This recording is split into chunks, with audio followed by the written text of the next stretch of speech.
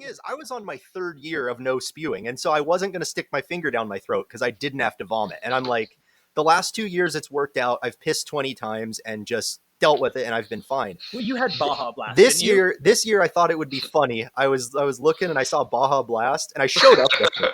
No. And the event host looked at me and she goes, "Dude, you picked Baja Blast?" I'm like, "Yeah." And then she's like, "Dude, it's the hardest thing to chug." The hardest thing to chug is Sprite. I learned the hard way. Up at this event? Dude, a woman hosts it. Are you fucking serious? She ran it like 6 months pregnant last year. Holy shit. Yeah.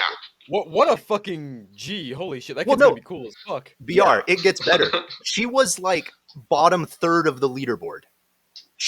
There were people at Cola Northwest last year who were beat by a pregnant woman. Yep. Get fucked. Quit shooting. Become a farmer in Asia. Quit. To be fair, it's more of like, can you take the suffering more than shooting? So yeah. We don't need Americans that can't handle this much carbonated beverage and tickle people. Like, we don't need you. No, there's a lot of I'm gaming. There's a lot of gaming that goes into it, and Diet Mountain Dew is by far the most popular because it's low carbonation, and I haven't had to vomit my Diet Mountain Dew yet, but apparently it doesn't taste too much worse coming back up.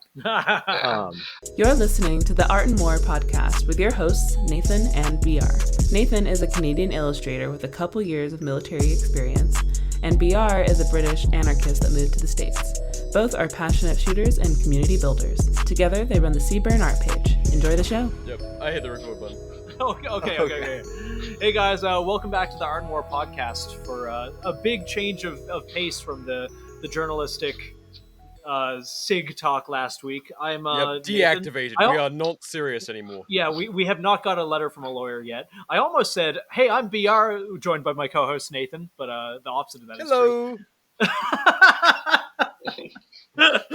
I'm Nathan, joined by my co-host BR. Howdy. And this week we've got Ben coming back from being a gunsmith at a major defense contractor that we still can't talk about, and my friend Matt, who is local and also runs the same event as Ben, and also scrapes dead people out of planes sometimes for a living.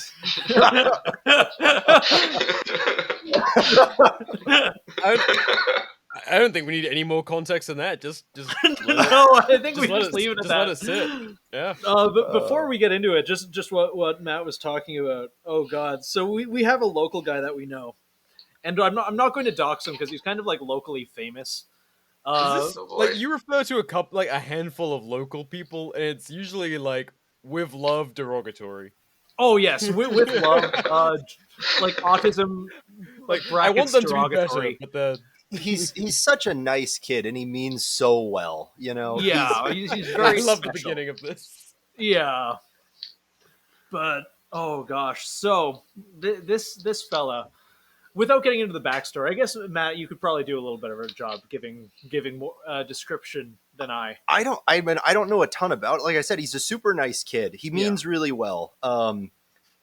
He's definitely. I know he's had some issues with a lot of our group and like the local gun club and that stuff. But you want me to just tell the story or? I'll do the story because he called me right afterwards. I don't know why he called me. I have no fucking idea. But. Yeah, I don't know what else to say about him. I mean, okay. He looks like Vivek, right? A little more, and he normally wears like a DeSantis hat or a Trump hat or something. Like, I mean, he's very politically charged. Republican. Yes, you know, but like it very much in the normie way. I want to say he just lives in that space. Yeah, he also like he'll do multiple training courses every year. He will spend like a couple $1,000s on like learning how to shoot, learning how to like do PRS, learning how to do whatever. But then when we get to the range, it never translates. So there's a situation where he just got an RMR for his Glock, and he's like, "Oh, Nathan, I can't hit anything with this." And I'm like, "Did you zero it?" So I go pick him up, take him to the. It's worth saying that he doesn't have a car now because he's blew a stop sign and T-boned it. You know, had it T-boned. So I pick him up. We drove to a gravel pit, and I zeroed his RMR for him. Like I look through the co-witness irons, and it's like way the fuck up to the right. So 10 rounds, group on paper. I get it zeroed at like 15 yards. He takes the Glock, aims it, and goes, "Nathan, can you put it back? I can't see the dot anymore." Brother. Oh boy! So that gives you a little bit of an idea of this fella. We proceed to shoot a bill drill with it on like a C zone, and he does like a 7-second bill drill and misses every shot. I think there's like one round actually impacted the paper on like the bottom left. He doesn't listen, does he? No. Okay. It's like my guy. Like, you have had more professional instruction than all of your friends put together. Please, God, go shoot. And that's why I keep on bringing up. It's like, please, God, like, no matter how many courses you've taken, stay fresh. Just Stay dry fucking- fire at least. I was gonna say, like, honestly, I have seen like a couple of people I know, like really young new shooters who they're getting the benefit of how the culture's moved over the last few years, where like they're not starting off where we did with like Chinese dog shit gear and like really taking a while to figure it out. Like they're just jumping right in. The resources with, like, are here now. Yep, good gun belts, good first guns, blah blah blah, and like just dry fire. Like those kids are phenomenal shooters, like that. Yeah, or at least very above jump average. To our fun Australian friend, to alcoholic, who bought Ace XR in Australia, and is like, he's fast. Like I want to do a thing when he comes here, like a Liku tactical at T-Rex kind of thing, showing how all of that stuff translates to real life, because his handling and everything is good. And I truly think, like, with a little bit of professional instruction, be it like watching YouTube videos or like listening to people who know what they're talking about, not necessarily going and taking a course, and just putting the time in both your living room and like public land or a gravel pit or whatever, you can get very proficient very quickly if you put the work in. Like, Definitely. Yeah, the other thing with that is, like, all the airsoft kids are now old enough to buy real stuff. Yeah, so dude, they've been doing this kind of stuff since they were like 9. Yeah, and know how to handle everything. Yeah, yeah. I love that. I am one of those kids. Yeah, same. Like the airsoft and video game to real gun pipeline is in Britain. Like that was the most. I shot pests and stuff. But, like, that was bolt actions and 22s and 308s and, like, FUD shit. Yeah. Much love to my dad. He's a good FUD, but he is a FUD. And airsoft was the only time I got, like, hands-on with handguns and doing shit like that. Yeah. But I see, like, all of these countries trying to ban airsoft. I'm like, oh, that's why. There's a reason for that. Yeah. If I was an authoritarian government, like, that is the correct move. Yeah, you kill culture before it even starts. Yep. Oh, right. All right. Bleep it. Oh, God damn it. Okay, the guy. Full the guy. name, too. Just first and last. You can't even say his first name. Nathan, what's his social? Let's go all the way here. Okay. The guy. He who shall not be named. Voldemort. Anyways, so he's walking around downtown, like small town, like a 10-minute drive for Matt and I to get to. Small town Washington. But this is like school Washington. This is like the home of a major university. It's and he's wearing a Trump hat, and two very soylent communists like confront him outside of a food truck, and it's like 10 o'clock at night or something. We're going to pause for a real quick second, not for an ad, but actually to give a little bit of context to this particular story Nathan's about to get into. And basically the only addition is that we saw some security camera footage after we recorded this, but before we published the episode, where it turns out the local guy that Nathan is talking about actually instigated the little scuffle. The footage isn't really that entertaining or anything, it just kind of proves that he was the one that hit first. So we just wanted to plug in that context in the story because there is a wasteland of bullshit out there. It wasn't the SRA guys who started it. They definitely kicked the shit out of the dude, but they didn't instigate the initial, who hit first. So anyway, just wanted to plug that context in because we don't want to spread bullshit pointlessly. So just a quick little editor's note, and yeah, let's get back to the show. And it gets into a shouting match, and they beat the fuck out of this guy. Oh, They, oh no. it turns out that not only are they in the local gun club, but they're in the SRA chapter in this area. Oh, even worse. And they get him on the ground. They're like kicking him while he's down. And like keep in mind, this guy is like criminally autistic. Like they are beating a disabled man for wearing a Trump hat. Yeah, both of them got arrested. I saw their mugshots, and I actually don't know what's worse. Good. Like they got beaten up by two guys that it really looks like the chairs and hotel rooms were designed for them. If that makes any sense. like one of them looks like a bird. The other guy looks like he's going to adjust your insurance claim. Like I saw the one of the mugshots of this guy. He works at the local university, and his photo on his LinkedIn page is him with like a hammer and sickle pin on his suit. But they both look like Lovely. such, like computer programmers circa 2005, if that makes sense. Yeah. Connor People actually, who haven't touched grass. Connor was posting on one of the local groups, Yeah. like Facebook groups for the area. Revolver Connor? Yeah. Yeah. And he was asking people like if anybody had any information. So he's actually kind of helping provide him some legal counsel on the matter, which I thought was really cool of him. Which I mean, he's a good dude. Yeah, I think so too. I think like this is kind of the best case scenario is like, because like in Washington, like you shoot two middle class white people to death, you're probably going to jail. Yeah. Even if they deserved it. Yeah, even if they deserved it. In this guy's case, I'm kind of glad he didn't shoot them because I would be more worried as a passerby. Like again, this is a guy who did not bill drill at 6 yards. He did not. He got one round on paper. So in this case, though, it turns out both of the assailants were employed by a local university. So he stands to make, if he's not stupid, a lot of money. Yeah, he just has to not be like a political autistic retard. Like, Yes. just ride the fucking wave, shut the fuck up, and let your legal counsel do their job. That's it. That's 100% it. He needs to shut You'll the get fuck paid. up and get a good lawyer. But I was talking with the guy, and he's like, "Well, what if the school expels me for suing them?" It's like, "Well, then you have another lawsuit." Yeah, fuck them. Yeah. Who Yeah. cares? Yeah. You won't need that degree, motherfucker, if you play this right. Yeah. But yeah, either way, that is a story about how two SRA people beat an autistic man in the middle of the street. They're a fantastic organization. That does track for the SRA, so they're Well, finest. it's just weird that they won.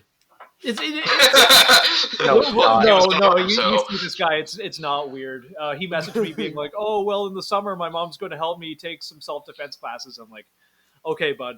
Like, we saw how that worked out for pistol classes. Let's bold move, Cotton. Let's see where it takes you." It's got the inner city Philly accuracy. Oh man. But either way, yeah. So today we're going to talk about, a bunch of things. The initial thought was Cola Warrior, which is an annual event put on both the East and West Coast, where you abuse your body. Actually, it's all over the country. It's all over now. I thought it was just like East and West. No, there's Arizona, North Idaho, Missouri, Mississippi, West Virginia, Georgia, or maybe it's Louisiana. I mean, there is an Alaska one, but it's kind of hit or miss on whether or not. There's one in Pennsylvania here too, so that's occasionally on. So I'm a 3-time Cola Warrior competitor. I've done twice now. We'll see if I do another one.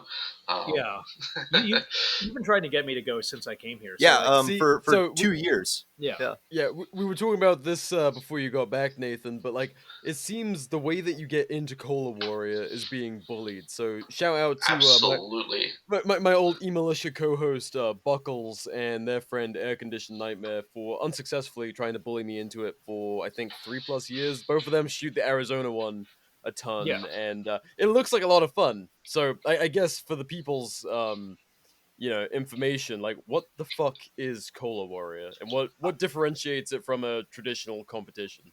Yes. Ben, who, you or me? I mean, I can try to explain some of this. Basically, Cola, it's like a group of guys. You all get together. You camp for a weekend. You shoot. You be miserable. You run obstacles and have a good time.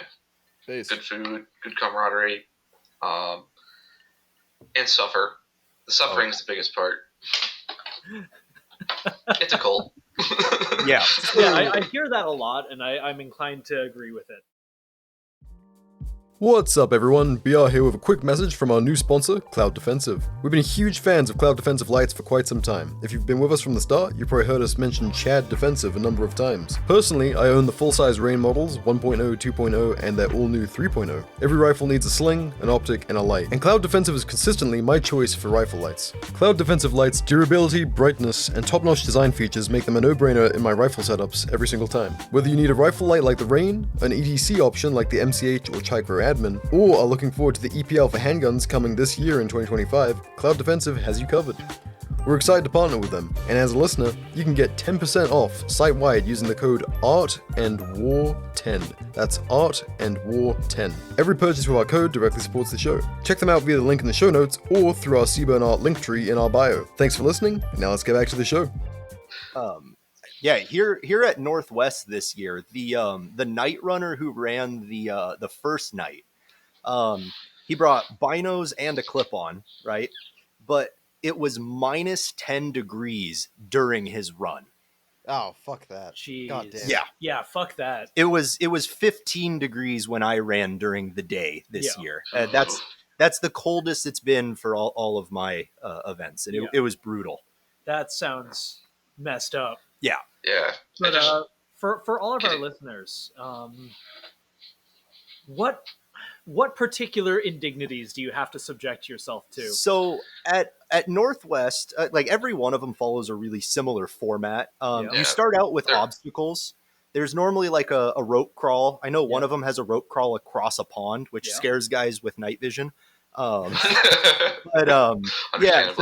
there's obstacles at Northwest. It's mostly pick up heavy object, move it, and then do that again. There's a big heavy, like 44-inch heavy equipment tire that you roll back and forth. The moment every year where I just like question all of my decisions is you get down off the rope. The first obstacle after the rope is beams. It's these two full-length 8-foot railroad ties that sit out in the elements all year. Oh yeah, and our friend got actually quite hurt doing they're waterlogged. Yeah. They are, one is heavy and one is heavier. And this year they were covered in snow and frozen. Good. And you pick up that railroad tie to drag it, and you just go, "Oh my God, I hate myself. I could be at home, warm, doing anything that is not this." And you get done with the obstacles and you're pretty winded. Like I said, it's just move heavy shit back and forth. Final obstacle is what they call the Peep's AK, and this is across all COLA events. Yep. You field strip an AK, and while you're doing the AK field strip, you have to take a pack of Peeps from a box, and you eat the entire pack. The entire pack, all 5 of them. When the last Dude, I have Peep... gout. Yeah. I have gout. I'm not doing this. Nathan, you're going to die. When the last Peep is in your mouth and the AK is hammer down on safe in the barrel, you grab a baton and you run, at least for Northwest, you run 200 meters down a fence line, swap batons so that they know you went the whole distance. Then you grab your rifle, your pistol, and your chug. This is important for later. And you run the remaining 400 meters down to the rifle range. You put your stuff over on the table. Pistol is exactly the opposite of like USPSA. It's small targets, usually pretty difficult to hit, and it's out to like 50 yards. Very slow. We don't go to 50. We go to like 25 at Northwest. Yeah, the ones I've done are more sadistic because we have a lot more space. So that would make sense. I did see one year at West, they had people straddling a 55-gallon drum that was hung on chains, and most of the pistol stage was shot from the drum. I hate so you're shaking around. Yeah. But Yeah. I would but at accidentally Northwest, eat my gun. Yeah. At Northwest, you shoot. There's like a mini mo. You shoot the head, shoot the chest to reset it.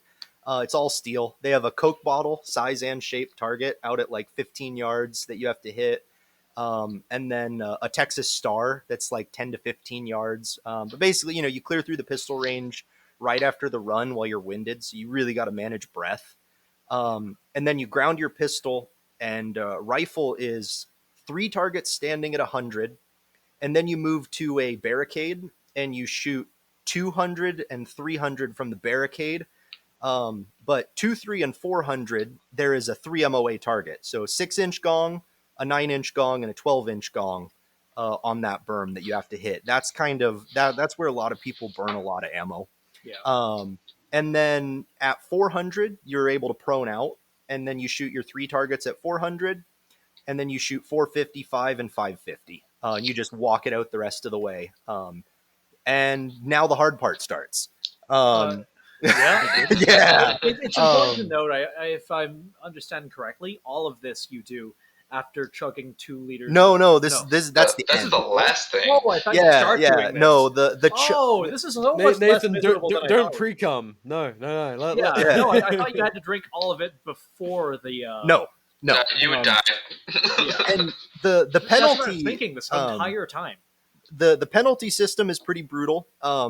So an unengaged target, an incomplete obstacle, are each 5-minute penalties. Holy cow. And so like this year I racked up 15 minutes in penalties because I dumped a whole mag into the head box on the Minimo, got really frustrated, shot the rest of the pistol course. They had a clay paddle on the Texas Star, so you had to shoot the clay pigeon, but the paddle that holds the pigeon couldn't fall off. I shot the paddle right off, first shot on the Texas Star. And then after I cleared the rest of the pistol range, I go back and I dump the rest of my ammo into the head box of the Minimo. Yeah.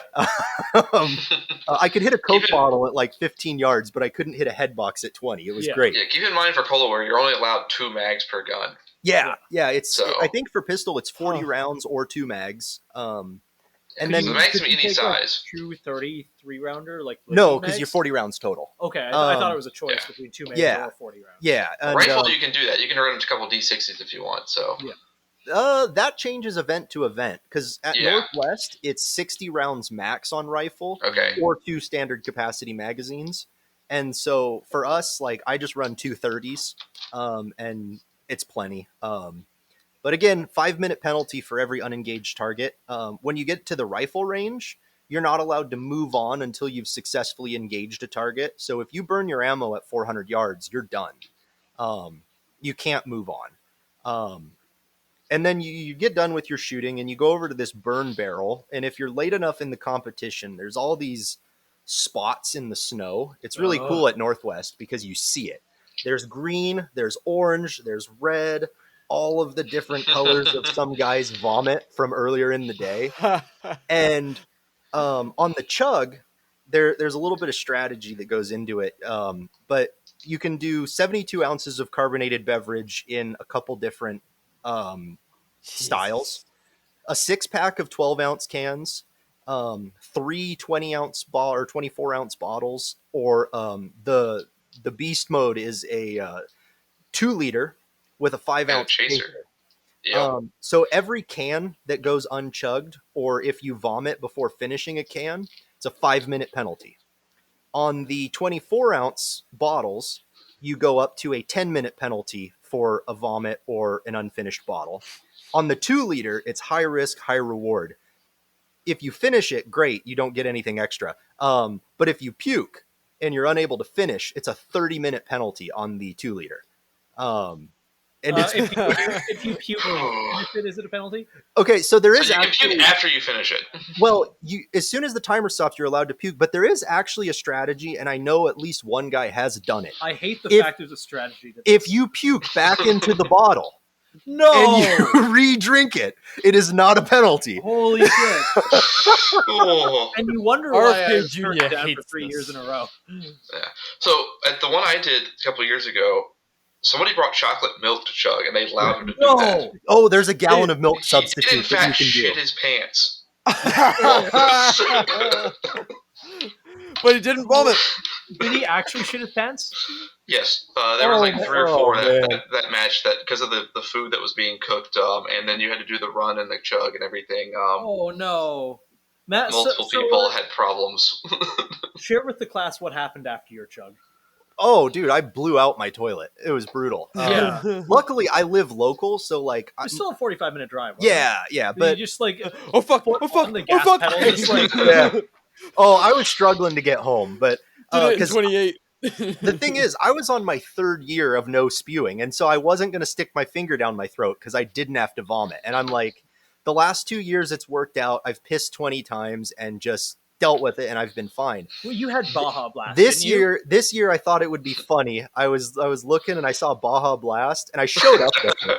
No. The event host looked at me and she goes, "Dude, you picked Baja Blast?" I'm like, "Yeah." And then she's like, "Dude, it's the hardest thing to chug." The hardest thing to chug is Sprite. I A learned the woman hard showed way. up at this event. Dude, a woman hosts it. Are you fucking serious? She ran it Oh. like 6 months pregnant last year. Holy shit! Yeah. What a fucking G! Holy shit! That Well, kid's no. gonna be cool as fuck. BR, it gets better. She was like bottom 3rd of the leaderboard. There were people at Cola Northwest last year who were beat by a pregnant woman. Yup. Get fucked. Quit shooting. Become a farmer in Asia. Quit. To be fair, it's more of like, can you take the suffering more than shooting? So Yeah. We For a don't lot need of it. Americans that can't handle this much carbonated beverage and Tickle. people. Like, we don't need you. No, there's a lot honestly, of I'm gaming.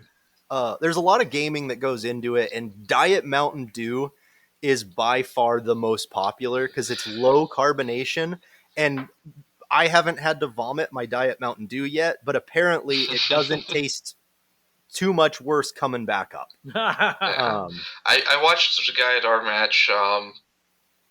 He sucked down a 2-liter of that stuff in like 10 seconds. Oh, I know And who. then, yeah, you probably know who. I know. I feel like we can Yeah. actually say him. He's Stoner. yeah, Stoner, dude. Yeah, He's Stoner. Yeah, he's a He's a legend of the machine. chug. Does he travel to like multiple? Yeah. he does all of them. I think. What a fucking So- king. It is a cult. Actually, He'll run the Yeah, whole yeah, course yeah. in like 15, 20 minutes. Like, he'll do the whole Yeah. thing. It took me 40 minutes to get through the course last Yeah. time, and he did it in 15, 20 minutes. It's just like, good lord. This You're is a the fucking machine. Iron Giant. actually, the Iron Giant is the inventor of cola, Yeah. who we can probably get into a little bit. Yeah, who the fuck comes up with this? Marines board in Afghanistan or Iraq. I can't remember which one. Yeah, They from were what bored. from what I understand, he was like in the fast teams or something, and they couldn't get booze in country, and so they chugged soda and did like push-up contests. And eventually it evolved into a shooting match with the soda chugging component. Yeah. Um, It does change everything knowing that it comes at the end because I Yeah, no. Yeah, no, you you're going to wouldn't- suffer first. It still sucks. yes. One of my buddies, he was puking before he even got the soda because he was a little bit winded from the everything else. I'm so Yeah. worried that would be me doing some crazy shit like that. I mean, the peeps, like peeps and all of this activity, like I And don't the want peeps to. do not help with the puking. Yeah. they're a little burnt. They burn a little bit coming back up. Oh yeah. Yeah, that is unfortunate. I don't remember the last time I puked. It's been a fucking minute. But I know that I would just spew chunks, and I don't know which end. Possibly both. Yeah, Yeah, it happens. Nathan, like this goes against everything we've talked about the last 3 years on the show. Like John Yeah. Harvey Kellogg would love this version of shooting culture. Yeah. This is Like, fucking Yeah. if horrifying. there's sugar-free Peeps, I would consider it. But then I think about the aspartame and the fact that sugar. You don't get to choose your You out my peeps. They Nope, just give them to you. feed 'em. They're Yep. pre-provided. Oh, Well, the thing is, like, I don't know. I haven't been to West. It's the next closest event to me. I would love to run a cola where it is not sub-freezing yeah. because it just Yeah. adds so much to it. The And ones I did were in the middle of summer, and well, there's this. You can imagine from 50 people puking in the same spot that the smell lingers for quite a while. Oh, yeah. And for months afterwards too. Like we'd come back to PRS matches and it'd be like, oh, you can smell that still. But yeah, frozen Peeps. You know, what you do is you pour water on them and it helps, but it's still they're just hard You hope to eat. Water doesn't freeze your hand then. Yeah. Yeah, it's not quite that cold, thankfully. Yeah. Yeah. Like, Yeah. there's something just about I remember the first time you ever tried to sell me on it. You're just like, hey, you do this thing and you do this thing and you like eat the peeps and you chug 2 liters of insert thing, but like you can get a Geisley handguard or a trigger and things like that. And I fucking love Geisley, but there's very little. You could be like, you'll get a full CAC M110, and I'll be like, no, I'm not putting my They body. have special engraving on them, so they got cool little designs engraved on them. Yeah, Yeah, I and don't know. There's not a lot of things that I would like. You'd be like, oh, you'll get X amount of money. It's like, well, my body is my temple, and I'm not going to. I will eat like absolute shit on my own time. I'm not going to do that. Yeah. I'll do a lot of things, but I won't do that. Yeah, that kind of gets into how I got conned into doing cola the first time. If you want me to How get you got into inducted that. into the cult? Absolutely. Yeah, it's like one of my coworkers. He was like, "Yeah, they're doing cola locally. We're gonna do this. It's like gonna be a great shooting competition." He had never done it either, but he was like determined to get someone else to do it with him. And like me and one of my other buddies, my roommate at the time, we were like, well, we'll go, whatever. So we were gonna go watch him, but we decided to just pick up some soda on the way. Maybe we'll shoot it. We'll see. We hadn't quite decided. We got there, we're like, you were getting conned into doing it 100%. Yeah. Like we'll run. He's like, yeah, it's not so bad. There's just like a couple obstacles you do, and then there's like only shooting like a couple targets out to like 300 or 400 yards. It's mostly about camaraderie. We're like, okay, so I bring my 14.5 with a red dot and a magnifier. It's like, it won't be that bad. It can't be that. Don't know. Get there. It's horrendous obstacles, and the range is 700 yards with like 2/3 size IPSCs. Great. Somehow I cleared the rifle. Wow. So. Did not clear the pistol on that one. No. Like you are quite good at it. I've seen. You've literally mailed me targets that you've shot for That's a true. reason, not just be masturbate. But yeah, and the Cola Warrior Keystone, the obstacles for that one were rough. They're you got to roll a medicine ball uphill underneath a 5-ton truck, like a 20-pound medicine ball, while crawling under the truck. Then you got to do Peep skip ball with 30-pound medicine ball 6 times through a basketball hoop. Got to do a handstand wall. So walk across the handstand wall. Then you've got to drag a 600-pound industrial chain around a tent about 50 feet, or around like the outside of a tent. My rotator cuffs are screaming just hearing about this. I've already thrown up. So one of the events was the first one I did. It was you had to do a balance beam, but you had to move the boards as you're walking across. So you got to pick the balance beam board up and move it while staying on the next balance beam. Yeah. Until you got all the way across. And then the other one was it was a farmer's carry across the balance beam. So you had 2 water jugs, like jerry cans. And you had to do a balance beam with those. That made it a little bit easier. So. Yeah. And then do the same AK Peep disassembly and Peep eating. And then at the range at Cola Warrior Keystone, you have to run, it's about quarter to half mile all the way around the backside of the property in the parking lot through the woods. And it's Pennsylvania mine country or coal country, and it's steep. It's really steep. Oh, jeez. So you have to go uphill, like probably 100 feet of elevation, as well as going a quarter mile around to get to the firing line. Then you do your pistol and your rifle and all that, and you're just like completely gassed. Yeah. And it's it's a good time. Not really, but yeah. I made the mistake of bringing Sprite the first time. That was oh, I got 1 can down, and I decided I was done. So yeah, I took the penalties. I ate it. It seems like, and this is just me. Like if I was going to game this, I'd probably just like drink them slowly because it would still take less time. You have a 10-minute time limit. 10 minutes? Yeah. Within 10 minutes. Yeah. Like, so just like I drink kind of compulsively, so I think that should be doable in less than that. Yeah, but I'm also retarded, and you guys have run this multiple times. Well, that would be your superpower, brother. Like you can put that to use in a competition like this with love. Yeah, everyone I know who does this is a retard. Like, yeah, it's incredible. Like these guys are like, really, really fucking competent shooters. But I'm like, this now that I know about this competition, like the people that I know that shoot it, I'm like, this tracks. This makes yeah. It's a bunch of guys who haze each other to have fun. So yeah, It does seem like it's really got a lot of camaraderie. Like, Oh yeah, no, that's I would actually Again, like, it's a joke cult. aside, this would be very fun. 90% of the reason you show up is because you get to go hang out around the campfire and drink with your friends who you haven't seen in a year because you only see them at Cola, and it's one of the coolest groups of guys. You have dudes with like every kind of like PSA bargain special rifle, all the way up to like really clone correct Mark 12s with CAC rails and 2.5 Clip-on to 10 thermals, horses. clip-on night vision. Yeah, you've got night division. I mean, like, and no one cares. No one's sitting there gamer talking about like how their rifle is going to min max their way through the course. Like, the gun setups are the least talked about thing there. It's a bunch of just bullshitting and having a good time. I like that. It's the least competitive and somehow the most competitive match you'll be at. Yeah, because you run the course one at a time. So everybody's sitting there cheering you on, heckling you. Wait, they cheer you harassing on? you. Mostly That's heckling. I have a different experience. no, it's more of harassment. Yeah, to that's get you a to good finish. word.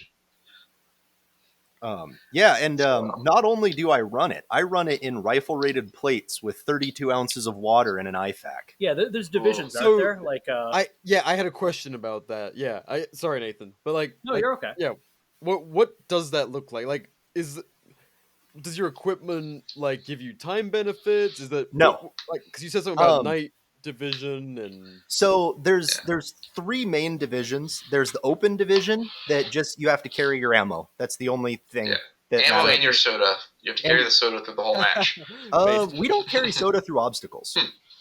Okay, yeah, we don't do that, but you have to carry it for the run and everything else. So yeah.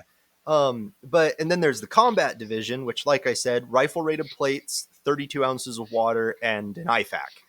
And so you're doing all of the heavy lifting bullshit with 12, 13 pounds on your carrier, your ammo, and all that stuff. And then the night division is its own deal.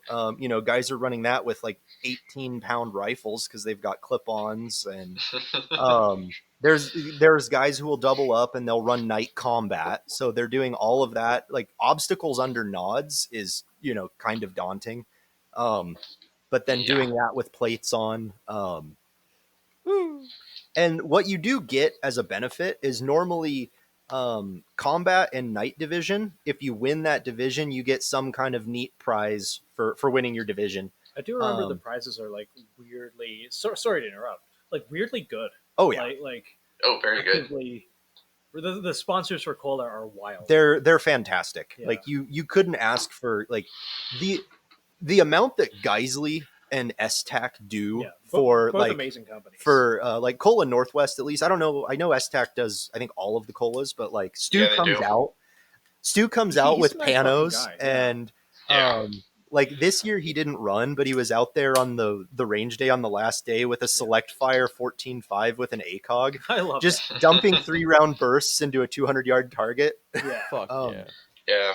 The STAC guys at Keystone, they brought out a fight light, like an 11.5 fight light upper, and just letting people burn belts through it. Like, yep, if you want to blink it, shoot it. So we were just dumping rounds. We melted that barrel. I love that. Yeah, a fella brought a super safe fight light out to our meeting. Oh, dude, that thing was sweet. Was wild. Yeah. Oh man, those are fucking incredible. Fuck the NFA. I want fight light to be in every home. Yeah. Belt feds. I think every house needs a belt fed. What was that, like a cheap belt fed parts kit you can buy right now? HK21s and Center Fire Solutions. They're not super cheap, but they're the cheapest. And HK21s are fantastic guns. Yeah. Parabellum combat systems can weld them back together for you too. That's fucking awesome.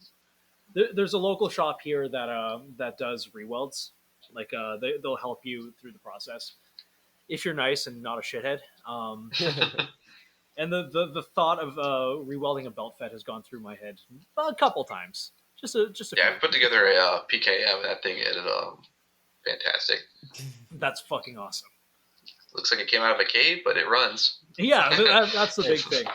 Nothing wrong with that. I Cerakoted a MG42 reweld for someone once, and holy shit, like managed to clone the parkerizing and whatnot. It actually looks pretty fucking good. Enough sucking my own dick, though. Back to cola.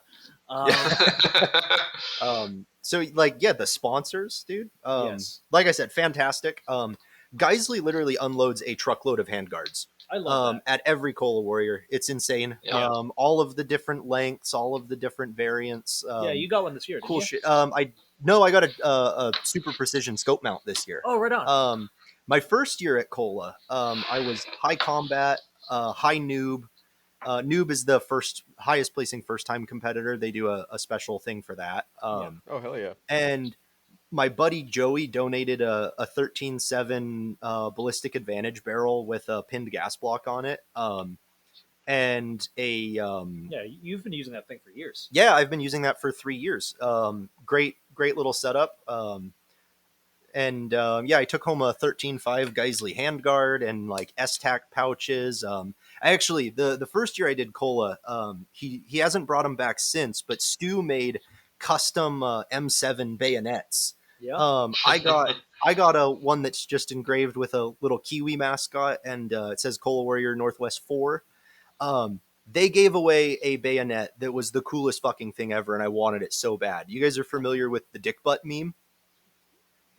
Old meme, but it's the weird cartoon Old carrier. meme? Yeah. Oh, man. Dick butt's pretty old. Oh, But I hate that. yeah, but Nathan is It was pretty old. He just it was a feels it. bayonet. It just had like 50 dick butts laser engraved on it. And they gave it to someone who did something like totally stupid during the match. This guy showed up. He had an AUG with an ACOG, which for a 550-yard course of fire is pretty questionable of a choice. Just he didn't have a bipod.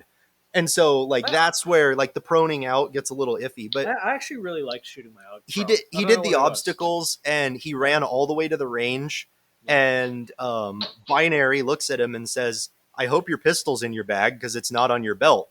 Yeah. And the guy goes, fuck, runs all the way back to the obstacles. Guys, I forgot my pistol. And actually, here's the SIG hate.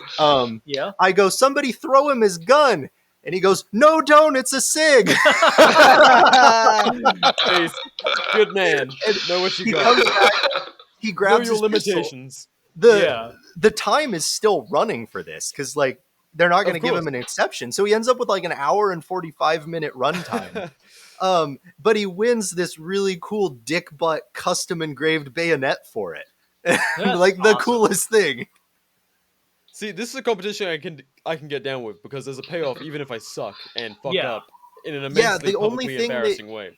Yeah. The only thing that your placement dictates is what order you walk the prize table. So you might not get what you want, but you're getting something really cool. Yeah. And they Yeah. run on donations. So like if you sign up for a Cola event, donate some money because it costs them a lot of money. The hosts don't make anything. Like, be grateful Yeah, for they do everything custom that they're patches, they do doing. custom T-shirts for every match, and that's all done off of donations. Yeah. And the That's matches actually- are quite frankly fantastic. Yeah. I love Purely the like a getting community together thing. and putting things Yeah. together like this. Like just the act of bringing people together for something so objectively retarded. I kid. I actually think this is like an amazing thing to bring people together. And the important thing is like networking and making friends. Oh, absolutely. Yeah, it's like a lot of my friends locally run Cola, and I would say there's a positive correlation between some of the most squared away dudes I know and people who go and compete here. It's Good way to test your metal. no, there's something to be said about just again, like every year when I pick up that railroad tie, like the only thing that's going through my mind for the rest of the obstacle course is I could do anything that's not this. But it's the just like willingly going out and making yourself do something that just fucking sucks Yeah, because it's fun the next day, yeah, Yes. and Yeah. like not enough people do something difficult, whether it's like, Yeah. working out, like pushing your max or going out and shooting any other kind of match. Like Cola Warrior, just go hang out with your friends and do something difficult. I've Right? brought up in the show Absolutely. before. Like, Yeah. I mean, it's like- uncomfortable sometimes. It really Yeah, is. it's a weekend of fun with 45 minutes of misery somewhere in there. So Yeah. you can handle 45 minutes. Most of us, I think, can. So Yeah. and then the rest of it's worth it. Yeah. and possibly 10 minutes of guiding someone back to their tent so they don't freeze to death drunk in the snow. You know that. Well, sitting and puking out of each end. Did you camp this year, or did you just go home? No, I did. I took the wife home, and then I went back up that evening. Yeah. And because you got to go up and just hang. Like again, if I was just gonna go up there and run, I wouldn't go. Like it's all about the hang. Yeah. I I might go with you next year. I don't know if my car would have made it. Yeah. Yeah. No, I actually I hope my wife doesn't listen to this because I promised her I wasn't going to drink at Cola this year. Yeah.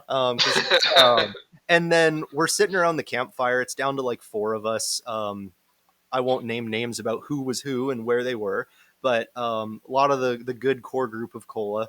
We're sitting around the campfire, and I'll name Mike. He's a good dude. He pulls out his cheap bottle of whiskey, and he just starts passing it. And it's just expected that when the whiskey bottle gets handed to you, you take a swig.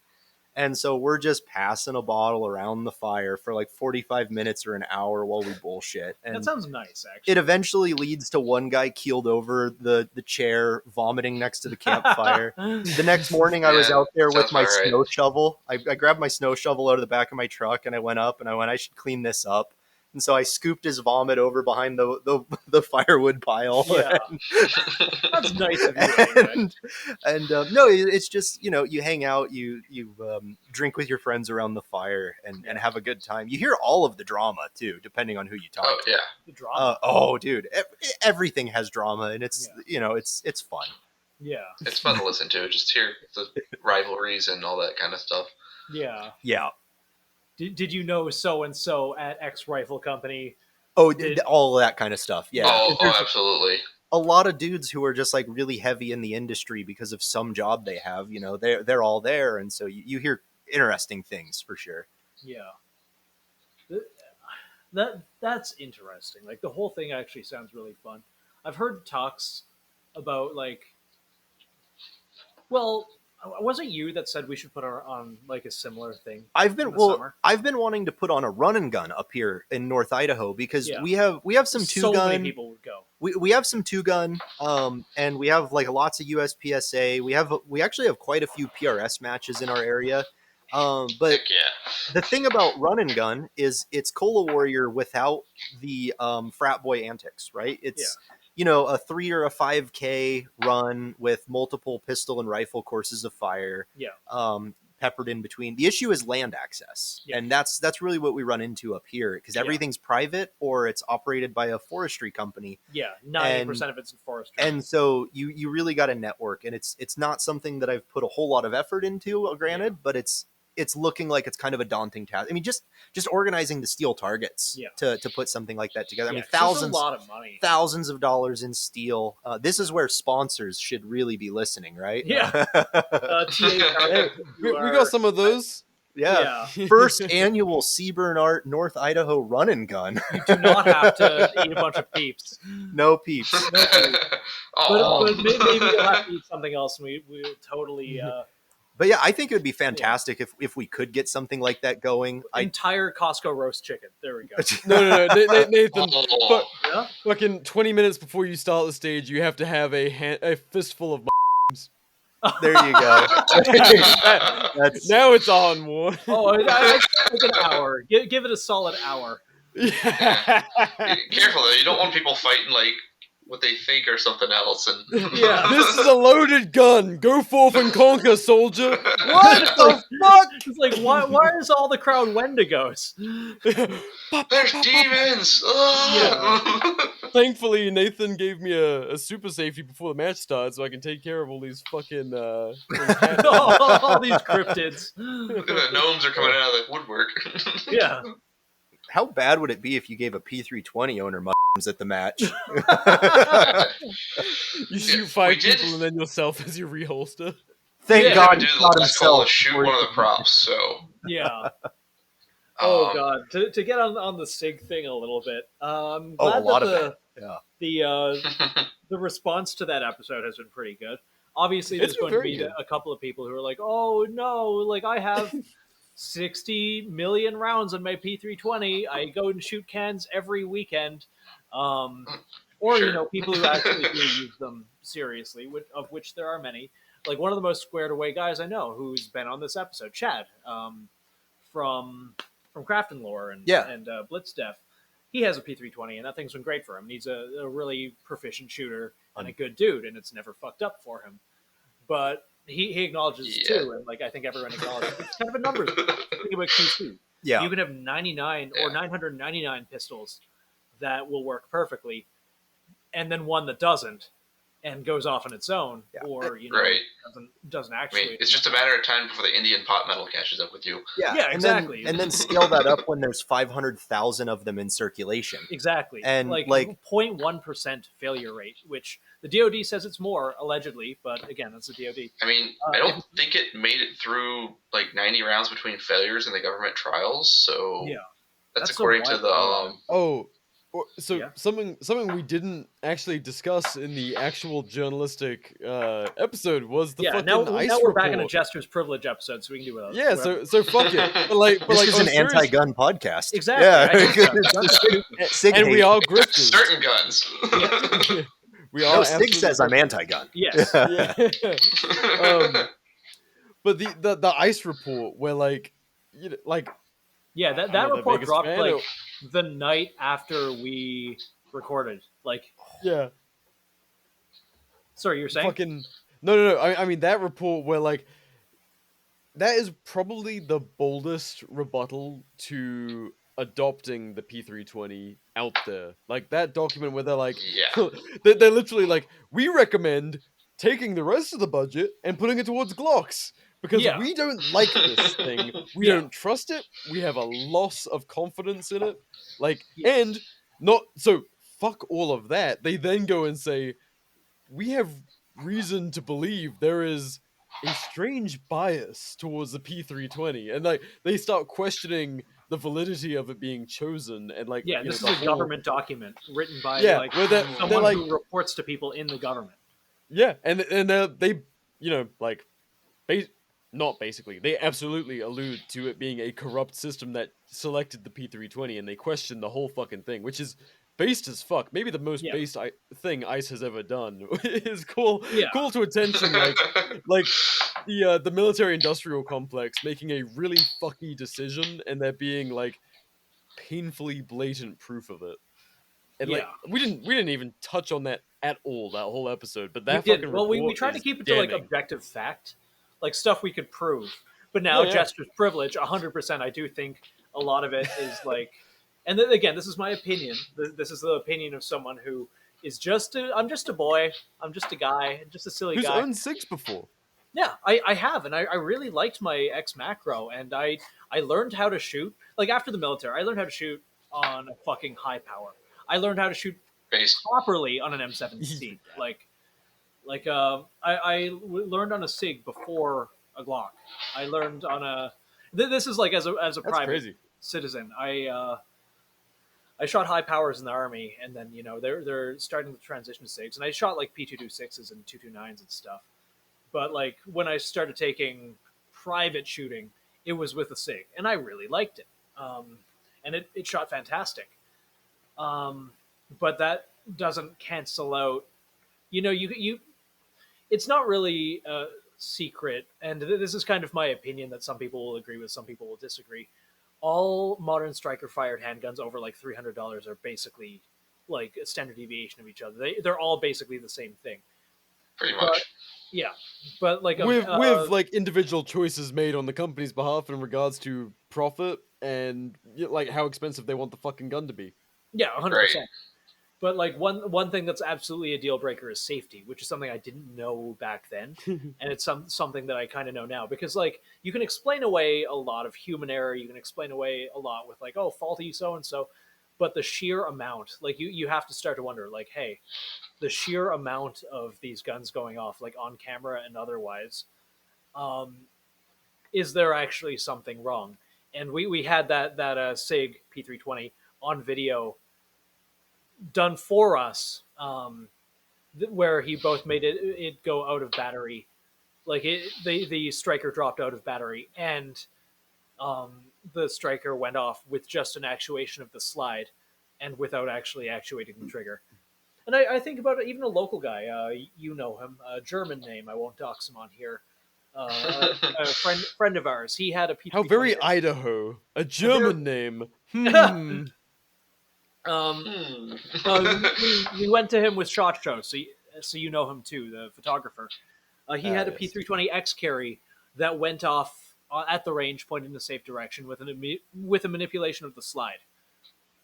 But like a lot of people are like, "Hey, why is it only going off for cops?" It's like that. Well, it's kind of a version of survivorship bias. Like it's Yeah, because now- cops are always on camera. They always have body cams. They're always in a building with cameras. Whereas if it happens to a citizen, it's like, hey, we can pay this guy off quickly. Like if this even makes it into being a public issue, because for him, he just warranted and sold it. Well, and the other side of that is like a private citizen NDing. Like either you're getting in some form of trouble for that happening Yeah. in your home and it being reported, Yeah. or a fucking public shame should Tickle. kill you. Like like you or you Tickle. kill yourself because of it. But like Yeah. you should feel an eternal amount of shame for NDing as a Yeah. private citizen. So like a lot of that shit, like I'm sure it's happened quite a few times, and I think we were discussing this off air, Ben. But like someone doing that on their own, reholstering, like whatever they're fucking doing, a private citizen doing that, they might do it and then be like, "Oh fuck, did I just ND?" And like, Yeah, they'll probably blame themselves more than yeah, anything else. on their and- own time, or even at the range of a group of friends, probably like, yeah, like this dies here, guys. Like this stays between us. Please don't tell anyone. I'm so Yeah. fucking embarrassed. I'm an idiot. Sorry. Yeah. Yeah, And the other thing with the SIG I, is, Yep. if you look at their manual, it literally says, "Do not carry with round and chamber. Do not always trust safety devices. Do not trust all this stuff." It says that in their manual. That's great. not that's not fantastic. That's not confidence inspiring. It's like, you say the gun's perfectly safe, but your manual says otherwise. Oh, on the fucking topic of like people saying, "Oh, it's only cops reporting this." That is a perfectly valid question because holy yeah, shit, the training for cops is not fantastic. But Yeah, So- it ain't great. dude, we went But- to a me and Phil went to a range out here in Appalachia recently where only cops and like military doing training were allowed to draw from this was an outdoor range, draw from their holster in the pistol bay. I was like, fantastic. So we can't really do shit aside from like plink like a bunch of retards, but whatever. So there's like a fucking visible gunshot hole through the ceiling of this covered shooting area. I'm like, I bet a fucking cop did that. yeah, 100%. So at the range where at the gunsmith school I went to, the cops would use it too for training, and they would just like blast the heck out of it. Oh, When shooting there, and then they holes try to and blame it stuff? on the gunsmithing students. So they blast all the target holders down. They just destroy with buckshot, 40 cal rounds, whatever. And then they're like, "Oh, the gunsmithing students did that," and they're like, "No, our gunsmithing students know better than to shoot 40 cal." So, That's wild. That's fucking hilarious. it's like, yes, lots of flight control. Yeah, totally a bunch of gunsmithing students that are poor shot that. Yeah. But that being said, like also a lot of cops carry Glocks as well, and you don't see them going off in holsters. No, the big thing that they like to say, why is it only cops? Cops have a hard reporting system with a paper trail every time an unintended, in the instance of the P320, an unintended discharge happens, right? Uncommanded, And- I think the yeah, legal term was. And a private citizen doesn't have that paper trail that goes through a centralized system like the police do. yeah, So yeah, you're going to have a reporting bias. yeah, or the military, because they had similar. There were, I think, 10 plus links that they had of actual like DoD paperwork of soldiers who'd had. Yeah. And also Soldiers. like, The Marine Corps keeps all that unclassified, so you can actually go look at all the Marine Corps reports. Yeah. There's a video on YouTube about that. there's So- a fucking ton of them. But that being said, again, oh gosh, I have to get a P320 now for my little Flux Raider, and I am. This is such a funny conundrum. Yeah, Like I love Flux. They're such a Me too. fucking There's- sick group of people. they're some of my favorite people in this industry. Nathan has now been forced to use a P320 after this whole thing. Oh, jeez. I will avoid manipulating the slide in a weird way. And Yeah, I'll, range toy only. Yeah, I'll go and buy Yeah. myself an Do not aftermarket point Phillips at Striker. Venus. Yeah, Yeah, range the, toy it's- only. They're neat. It does seem the 320, the striker system, and their like out of battery safety is like the main cause of it, because it's just inherently an unsafe design or just a bad design. Yeah. So Well, the MIM, I think like MIM is by nature not MIM, a- and instead of being a plunger, it's a lever, and the lever Yeah. can get knocked out of place or get warped or break. Yeah. Instead of like a plunger, like on a Glock slide for the firing pin safety too. Yeah. You as a gunsmith, I'm not going to ask you to specifically shit on SIG. You work for a defense contractor. And Do I it. don't Who said that? But Garsh. Oh, jeez. Like I miss my P365, but until the company ethos changes, I don't think I'm going to be getting another SIG product, except for Yeah. a single Dick Shooter 9000. I mean, Yeah, P320. it's so Me- funny. That is the platform you have to get. Yeah, P320s and their consequences have been a disaster for the And humans. For MCXs, grunts and MCXs LEOs, are not immune to slander either. it's I despise the spear with a passion. Oh, So, tell us a bit about the spear. I'm curious. well, the accuracy sucks. The barrel moves all over the place. You can't hold zero. Oh no, MCX from what problems I've- again. From what I've seen from internet reports and soldiers using them, the high pressure ammo is not great. I mean, what was the guy? I think it was the guy who talked to Task and Purpose. Like the casings were splitting in half on him. He had more malfunctions than he ever did with his M4, and the Vortex optic would red screen of death on him What? occasionally. Like I did see a would just- little bit about the optic. Like there was a report. I can't remember who did it. It was like a DoD report. It was a government document. Yeah, it was that unclassified, and it was like there was a 0% chance of passing like a 72-hour combat operation without a critical failure in the system, something like that. Holy shit. I don't know if it was 0%. It was like a low percent failure rate, but like it was the rifle and the optic system together. Yeah. It's not 'Cause good. I remember if it rained, the rangefinder would become unusable, which was a critical part of the optic. I did also hear those optics are unshielded. I don't know if that's true or not. So I like you believe can just it was like in the report. if you get on the EM spectrum like with the you can just like see a unit from like miles away because of all the EM radiation they're putting off. Oh my That's God. wild. I thought they were the coolest thing before they were actually started getting fielded. Now it's like, no. What's the dumb version of the immediate ballistic hold calculator thing? Like no EM frequency, no nothing. I've seen this product and I really want one. A Trigicon ACOG. Yeah, It actually works. Yeah. A BDC reticle with a little like mill rangefinder in it. Yeah. Or just a mill reticle. For red dots though. You just like Talking about clip it that in weird front of flip your- up thing? Yeah, the TACOM. Oh god, yeah, those. I've heard of them working okay for like ELR shooters that are shooting like 3 miles with like a 416 Barrett or like a 14.5 millimeter. They neck down to 40 cal or something like that. Yeah. I don't know how well that works for other stuff because like changing your zero, unless you know what it's changing, it's going to be difficult. TACOM, some of their stuff is interesting. Like their, did you see their structured barrels? I have not. Oh boy, that's a harmonics rabbit hole. I don't. The guy claims all sorts of crazy stuff on those. Of like, it doesn't have any harmonics. It doesn't affect group size. It's like it won't heat up and change your group sizes. Like all this crazy stuff. And he has all this like math and data on the website, but I can't tell if it's bullshit or not. It seems too good to be true. Everything he claims, and everything I've shot and seen. So Yeah. I'd like to see someone get their hands on them and give it a try because I actually do really like. But these flip barrels, up. just look up a picture at some point. It's just like it looks like he took a bunch of a pile of scrap metal and piled it onto a barrel. Interesting. I have not actually seen this. Like the only TACOM product that I know about is kind of a the prismatic zero shift. Yeah, and so those seem to work pretty good. I know of some like again ELR shooters who use those, and Yeah, they and seem to I've like seen them a some lot. guys like shooting red dot out to like 400, 500 with them. And obviously, you can just know your holds and like drop Right. rounds. You gotta calibrate it first. You can't just slap it on. Yeah.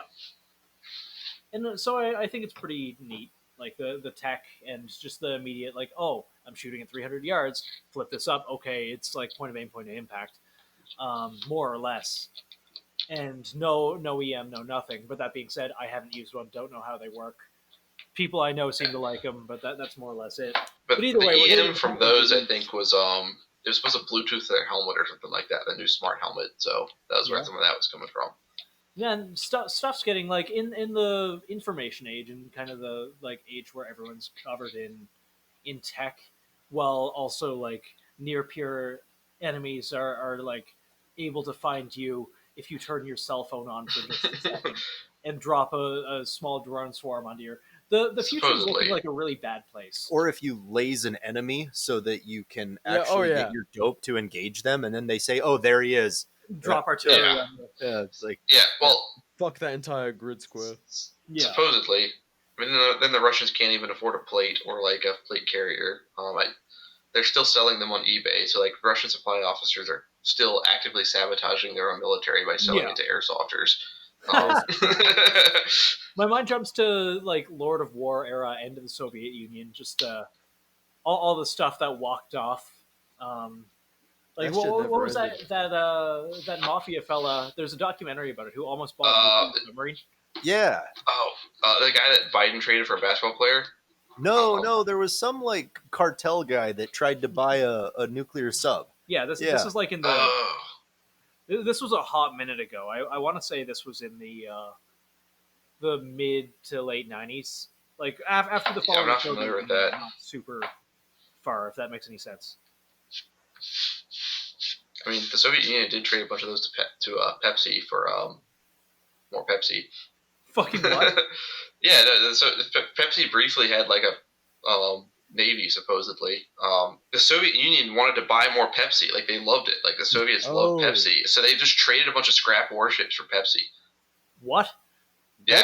That's exactly what's wrong with the Soviets. They weren't Coca-Cola men. I believe in big Coca-Cola in this house. God bless. That's who I'm back. Yeah. PepsiCo traded Pepsi syrup for Soviet vodka and later even Soviet warships to gain access to the Soviet market and circumvent the ruble. They were just like trading Soviet high command for fucking like warships to get. They were addicted to fucking corn syrup. And that's why we won the Cold War. Capitalism prevails. Run out of disk space. Is that going to affect us? No, okay. That happens every episode. They wanted corn syrup and denim jeans. Yeah. Actually, what killed the Soviet Union. Yeah. Side note, a little bit of irrelevant product placement for a company that doesn't even know that I exist. Ace XR. If you have Ace or Ace VR. I think it's XR. It is a VR, but yes. I thought it was VR. It's Ace XR. Man, like what? Their website. I'm wrong. Yeah. It's okay. If you have it and you want to join our little group, sometimes we hop on and play. We usually organize it in Discord, or I just kind of hop on randomly and shoot in the public range. But if you have a Quest headset and you want to join or be merry and or dry fire with me or any of the other boys, let me know, or just I don't know, join a group. We got a link. We got a little Discord thing. And it's actually a lot of fun. I found myself becoming faster on a pistol, and I've owned this trainer for all of like 2 weeks. You know, we almost went full circle back to Cola Warrior with the Pepsi Navy, and then Nathan derailed it with VR. Now we need a Cola Warrior Navy. Those like homeless people wearing VR headsets. No, it's like a whole ass thing. That sounds very cyberpunk. It's super cyberpunk. It's very weird. But what else are they going to do with their cash welfare, dude? Come on. Yeah, you can buy meta gift cards or something. I don't know. I don't know what's worse though. Like, you know, using your homeless donations to buy heroin or to buy VR. I don't know. For Ace, I can excuse it. Ace is pretty fucking fun. Just some homeless guy out on the street. Just like a Texas Star, just on a street corner. Hey, it's better than meth, I guess. Yeah, it's like the guys that shadow box in like Vegas. We had a guy in the street that was trying to fight some of. He was like shadow boxing, and they would come up to you and like try to fight you, and then like would back off and fight the wall, and like. That's awesome. Yeah, you guys were like close to Freeman Street during SHOT Show, weren't you? We stayed on the south side of Vegas. We went to Fremont Street, and that's where all the interesting crowd was one night. So that was interesting. Midget Mr. T was there. I have noticed, like, over the last 3 or 4 years, even with our weird, interesting crackhead encounters, Vegas has been a lot less weird and rapey. I've ran into less people every year. Like, year one, I was going there's like people trying to stop me in the street to sell me cocaine and like give me cards to go get like lap dances somewhere. And they still hand those out. You just gotta like like a single look person, for them. except those 2 crackheads I almost burned down. Yeah. The first time I was in Vegas, I got chased by a crack zombie down the strip, so that was fun. Oh, jeez. Who will be our first guest to get a Vegas CONUS kill? I don't know. I regret I getting hope rid of not my me. little 38 because that thing would have been a perfect Vegas gun. We'll see. Like, I'm bugging my boss to finish up our high performance retract, and fingers crossed this coming January I fly down to SHOT Show for like a day and hang out with you guys. Hell yeah. We That will would be burn very down fucking crackheads together. Yes. Team. We'll go bring your dual tubes and we'll raid the tunnels. Yeah, Like the underground We homeless. had active air support then. Yeah. real. Nathan, idea. Get Journalistic some napalm whipped episode. up. We go and do a better tunnel documentary than Vice. Oh my God. Can you imagine? It's just us fighting like 100 fucking xenomorph type fucking homeless people down there. I'll Just, bring like, the bus filmed in the later. style of, like, It'll stop Hardcore itself, Henry. It'll stop like a boss. It'll start a boss encounter. Just like, Just why is wake there a up the health bar bullets. here? Oh, No. okay. Oh no, Oh, boss shit. music. Yeah, it's like you get to an intersection just full of like health and ammo items. You're like, oh fuck. Look at all these crack pipes here. This will Yeah. help us later. It's a I'm gonna prize get tool. AIDS down Yeah. here, aren't I? It's like buff out. Oh man. It's like all the drugs down there are just like the it's like in BioShock, all the little like serums you can get. for, yeah, like, just make- immediately buffing like you. take one, inject it, and see what powers it gives you. You just walk into the tunnels and see an autosave icon pop up. It's like, Fuck! oh shit. And then you see a dirty mattress. Oh hey, it's not the Jews, it's the crackheads. We can't get cut that out. Cut that out. I don't want to get killed by Mossad. Oh, We've I actually knew been that very was well coming. behaved about. We've been very well behaved about Israel for like at least 3 episodes now. we don't want any haven't like done cell that. phones or pagers blowing up on us. So Yeah. Oh man. Oh. First we shit on SIG. Now we shit on our greatest ally. We should really be careful here. Yeah, dude. Lawyers are definitely coming for us now. Oh, that's 100%. that's 2 things they love. I'm pretty sure the last name of the CEO of SIG is Cohen. So oh my god. yes, the man who ran Kimber into the ground. Is he responsible for Kim? Did Kimber also Yes, like, he switch is to responsible for Kimber. You're responsible. dirt He's time? the reason Kimber went downhill, and then he got hired by SIG after he jumped ship from Kimber, and is currently doing the same thing he did at Kimber to SIG. Yeah, because And running Kimber into the had ground. name and bullshit too, didn't they? Yeah, SIG went. I mean, Kimber went to plastic like recoil spring housing, or not recoil spring, hammer spring housings, Yeah. like polymer like 'Cause I parts, and they remember- just everything broke. They didn't polish any parts. The quality control went to shit. Yeah. MEM parts. To be Yeah, fair, other there's companies no- use MEM parts. MEM parts can be good when done right, like Smith & Wesson. Smith & Wesson revolvers are still great, and they all use MEM stuff. So, Yeah. But like It's just- I believe they machined not from a junkyard in India of random Yeah. pieces of metal. But my mind jumps to Kimber back when they had a good reputation. I remember like when you bought a Kimber, it was going to work at the very least. Like Yeah. people didn't shit on them; they were kind of the FUD option, but they were well regarded. And kind of in real time, they became pieces of shit that no one wanted anymore. Yeah. Yeah, that was weird. Yeah. Oh. How Yeah, did and then, it like, taste? So Ron Cohen went to SIG, and then Kevin Brittingham, I think, also was at SIG or got hired by SIG to do their suppressor stuff, and then bailed to start Q. So He you got worked that for whole mix. He started AAC, left AAC. I don't exactly know what happened there, and then he went to SIG, started up their suppressor line, which they're not that great, but yeah. And then went to do Q. Q makes the best firearms on the market. Yes, absolutely. I love my Q. That is definitely the official Don't opinion sue of me, this Kevin Brittingham. podcast. I don't. I have no interest in getting into.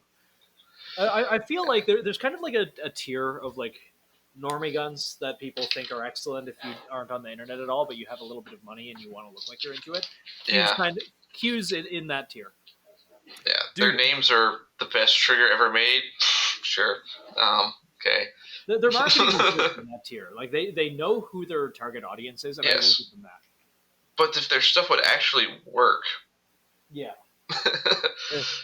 Therein lies the problem. I've met their marketing guys. They're really cool. They're super nice. Yeah, it's kind of like a SIG situation where I like everyone really cool that works. Yeah. Yep.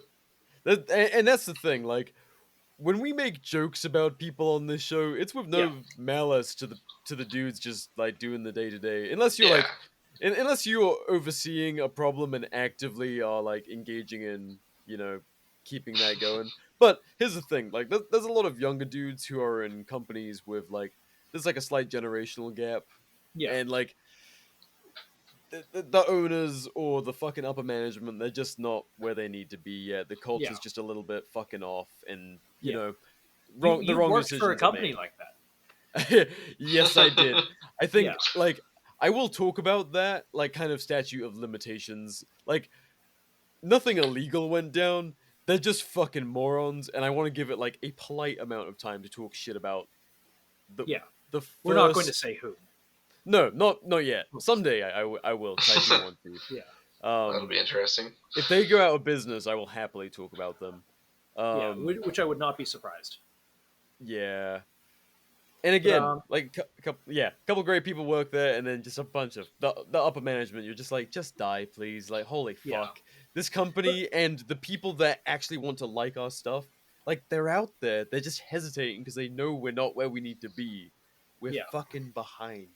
Yeah, like that exists in so many places, and so definitely. Like whenever we joke at a company's expense on here, like no fucking hate to the people doing their day to day. Like it's like we're among you. We're those guys. Yeah, not like not today, but we have been. So Safari Land. That comment about Safari Land's booth at SHOT Show got like misconstrued into "we hate Safari Land." No, fuck absolutely no. not. I do not hate Safari Land. I got friends that work there. We actually got a great response fantastic. from that. Yeah, it's just like company culture, and pointing out one thing in the company doesn't mean we dislike the company. Hell, even SIG, like, I want them to come around. This is not just us hoping they crash and burn. I want corporate culture to change from the inside Please out. bring back the 550 series, for the love of God. If the SIG Sauer had a sub MOA guarantee, it would be like a class-leading, really fucking cool bolt action option. Oh yeah, their guns are like Same with the 90% there. If they did what they purported to do, they'd be excellent. And that, I think all of that is just like bad engineering in QC. Like, I think they get 90-95% of the way there, but that last 5 to 10% is what really matters. Yeah. They rush it to market. Yeah, that's exactly it. And without... like our local friend who we know here got a SIG cross, and that thing. I told him 10 times, don't buy it. You're gonna shoot 3 MOA groups. You're gonna be disappointed. I was like a Christensen Arms then. It So shoots 3 MOA groups. Like 100% exactly what you told him ended up happening. Yeah. Yeah, we've got 3 or 4 Christensen Arms through my shop, and they all do about like that. Like, you can put the nicest ammo in the world in them, and it's like 3 them away, take it or leave it. Yeah.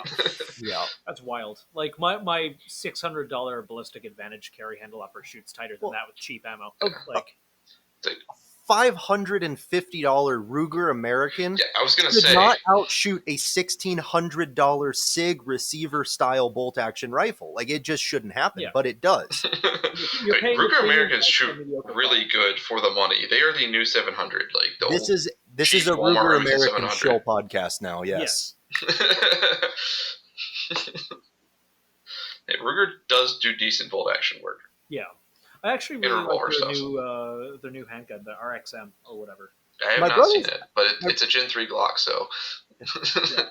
My brother has an S-FAR, and he's actually had really good luck with that thing. It seems very cool for what it is. Yeah. They're decent.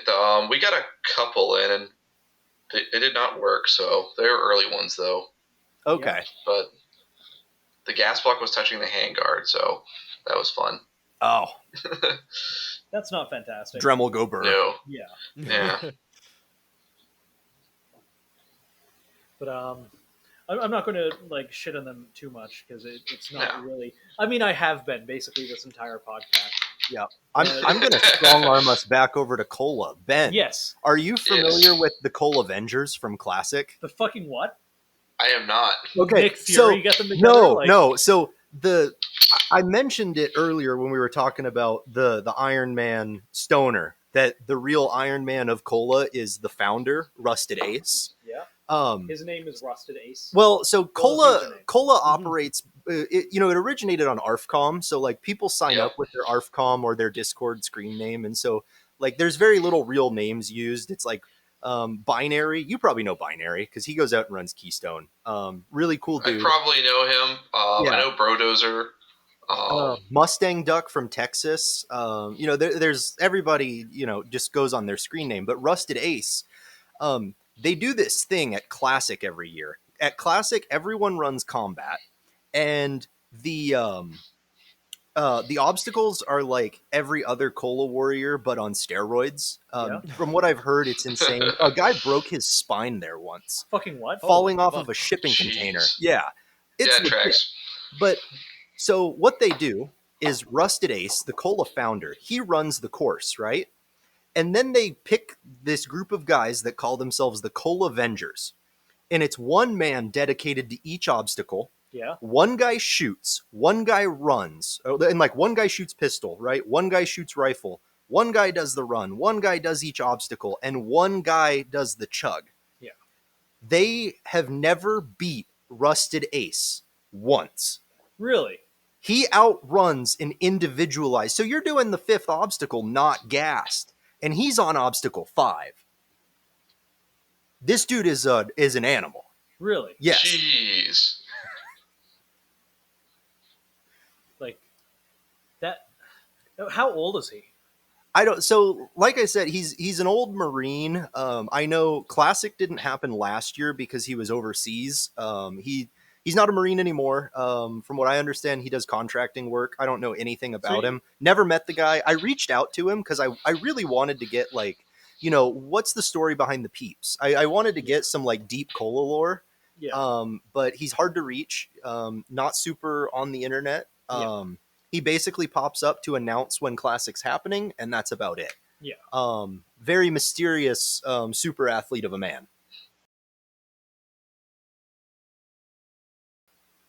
I lost my train. I'm sorry. BR. I'm playing with my gun. I don't know about that. ADHD moment.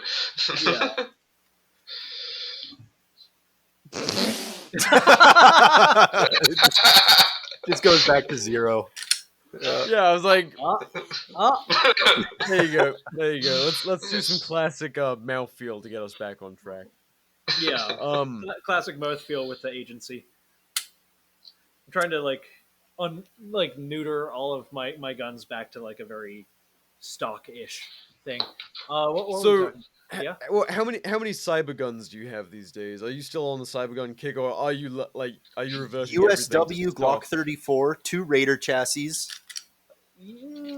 I like them. I like guns that make me feel like I'm going to go raid Arasaka Tower. So Nathan, like for everyone who we haven't really talked about this too much, but I think it's interesting. Like Nathan has 2 modes. It's either FUD, where he's like, man, I kind of just want me a 1911 and I want some wood furniture, and like man has fucking suspenders on his gun belt, and then next thing you know, it's like, yeah, we're raiding Arasaka Tower, like Space gun. Yeah, Space like gun. space I gun. I like a mix of form and function. Okay. His old 14.5 with the scope switch that had everything you could put on a gun That is attached still, to like, it. if the world ends, I'm grabbing that thing. That thing. I Fuck. fucking love that so much. Yeah. What a vibe. It is like 20 pounds of absolute fuck you. It's insane. actually not that bad. It's not that bad. It's like, So no, here's a good question. Like, Yeah. what do you guys run at Cola Warrior? Yes, and then yes, Nathan, excellent question. Nathan, I want to bug you about if you've been thinking of a gun that you would run at Cola Warrior, because I Yeah. have been thinking about what I would do. yeah. So I ran a 14.5 and a red dot both years in a row just because I cleared the strat rifle the first year with that by hope and a prayer. So I decided to run it the second year. Still did okay. I would probably recommend an LPVO or an MPVO of some sort Yes. with a Yeah. piggyback dot. You're stretching it Next time if I probably do one, I'll probably run my 6 arc with a 4-16 on it. Yeah. That'll give me decent range and 6 arc seems kind of like a wonder caliber. it is awesome. I love it a lot. Yeah. Yeah, my first year, I had a 6.5 Grendel, just an 18-inch BA barrel. I know That- what happened to that thing. I had that thing grouping three-quarter inch at 100 all day long with some hand loads. It was a great gun. I cleared rifle with that my first year. My second year, that 13.7 barrel that I won, I wanted to go shoot a Cola with that because I got it there. And like a week before Cola, I slapped together some 69 grain Sierra Match Kings, really like haphazardly. I had some Varget sitting on the shelf, way too slow of a powder. Yeah. I was Oh, sending boy. them out the pipe at like 2,300 foot a second, and it was just like they grouped okay, but they were slow, and I had a wind component, and I took penalties on rifle. This year, I ran an 18-inch gun that I haphazardly slapped together about a week before the match, and I was able to clear rifle with it, actually, with some 69 grain hand loads with CFE 223 that were a lot faster, like 2850. 2 to 10 pretty much every year. Actually, the same Vortex 2 to 10 every year. Like he said, magnification is the name of the game on the rifle range. Yeah, especially with the longer rifle stuff, you need to be able to see it. The red dot, you're kind of like, oh, there's a white speck there, and I'm going to hold above it and see what happens. Yeah. And So- do you guys have the 3 MOA targets? I'm not sure. Most of the stuff we were shooting at was IPSC. Okay. Or 2/3 IPSC, so... Yeah. It makes sense if you're going all the way to 700. Yeah, but no, those 3 MOAs, it's nice to have a little bit on the top end for magnification. And you don't get a spotter. If you're really unlucky, someone will sit there and shout miss every time you miss. Really helpful. But you have to watch your splash and make your own corrections. They only make safety corrections. One year someone shot the power lines. Oh, and fuck. so Oh, nice. Yeah, we had a guy a couple years Was back this in North shoot Carolina? the bus prop. Oh, jeez. I remember when you and I went out to shoot a 3 MOA target in the middle of... Where was that? It was like... Oh, it was just up Palouse on River or something? Potlatch Deltic land. It's Yeah. great around here. Lots of public land. You can go hang targets and shoot. Yeah, that's a lot But of fun. you got to use your feet. So you're carrying steel up a hill. Yeah. That part wasn't fun. No, it sucks. But it was worth it. Yeah, we were shooting like it wasn't 3. Well, I guess, yeah, because we went out to about 350 yards. We were Yeah. shooting a 9 or a 10-inch gong that I hung from a tree. Yeah. And yeah, fun time, man. I just had, and I'm sorry to interrupt. I think those are good setups, and honestly, like my Cola gun would probably be kind of similar. I've got that 14.5 with a 1-8, formerly with a scope switch. Now I just took the jerky off portion on. It's an excellent mount on its own. That thing was actually excellent, and I'm not going to shit in it at all. I just want to mount a thermal in front of it. But I had an idea for like, and maybe I'll forget about this, but I think in my head at this moment of like Wednesday night, fucking whatever the hell the date is today, time has no meaning, for a Seaburn shoot, like a match. And this boils down to, I'm pretty sure, BR, you saw this reel and you liked it. And I did, and I laughed my fucking ass off, and it got me thinking about like putting on a match. And the match would just be like the most antisocial shooting scenarios. Like, Yes, like the most I love antisocial, this. like, Keep going. so this reel that I saw, and I can't remember, I want to credit him, but I can't remember who he was. We follow him. So if you remember, please put this in the description. God. But the shooting drill was like the timer goes off, and you shoot 2 mannequins that are in a bed together. Oh, I saw that. It was what did they call it? It was like the lover's embrace or something like that. Yeah, I love the lover's embrace drill, and it's like you catch your wife and you murder both her and her lover, and then someone. there's no safe way to implement it, but the last shot is in your own head. You have to hold the gun like off to the side, like into a watermelon. Yeah. No, the target is just a watermelon on like a shirt that says "you" on it. Yeah. Dude, 4 sets of coming home early. I saw someone in the comments say. do a Chris Kyle drill where you have like A-zone steel to simulate Afghani children. Oh, yes. Fuck yeah! Oh, dude, we gotta put on a match. We gotta do this. You've got like you've got a target lying prone with a rifle, and you shoot them in the back of the head.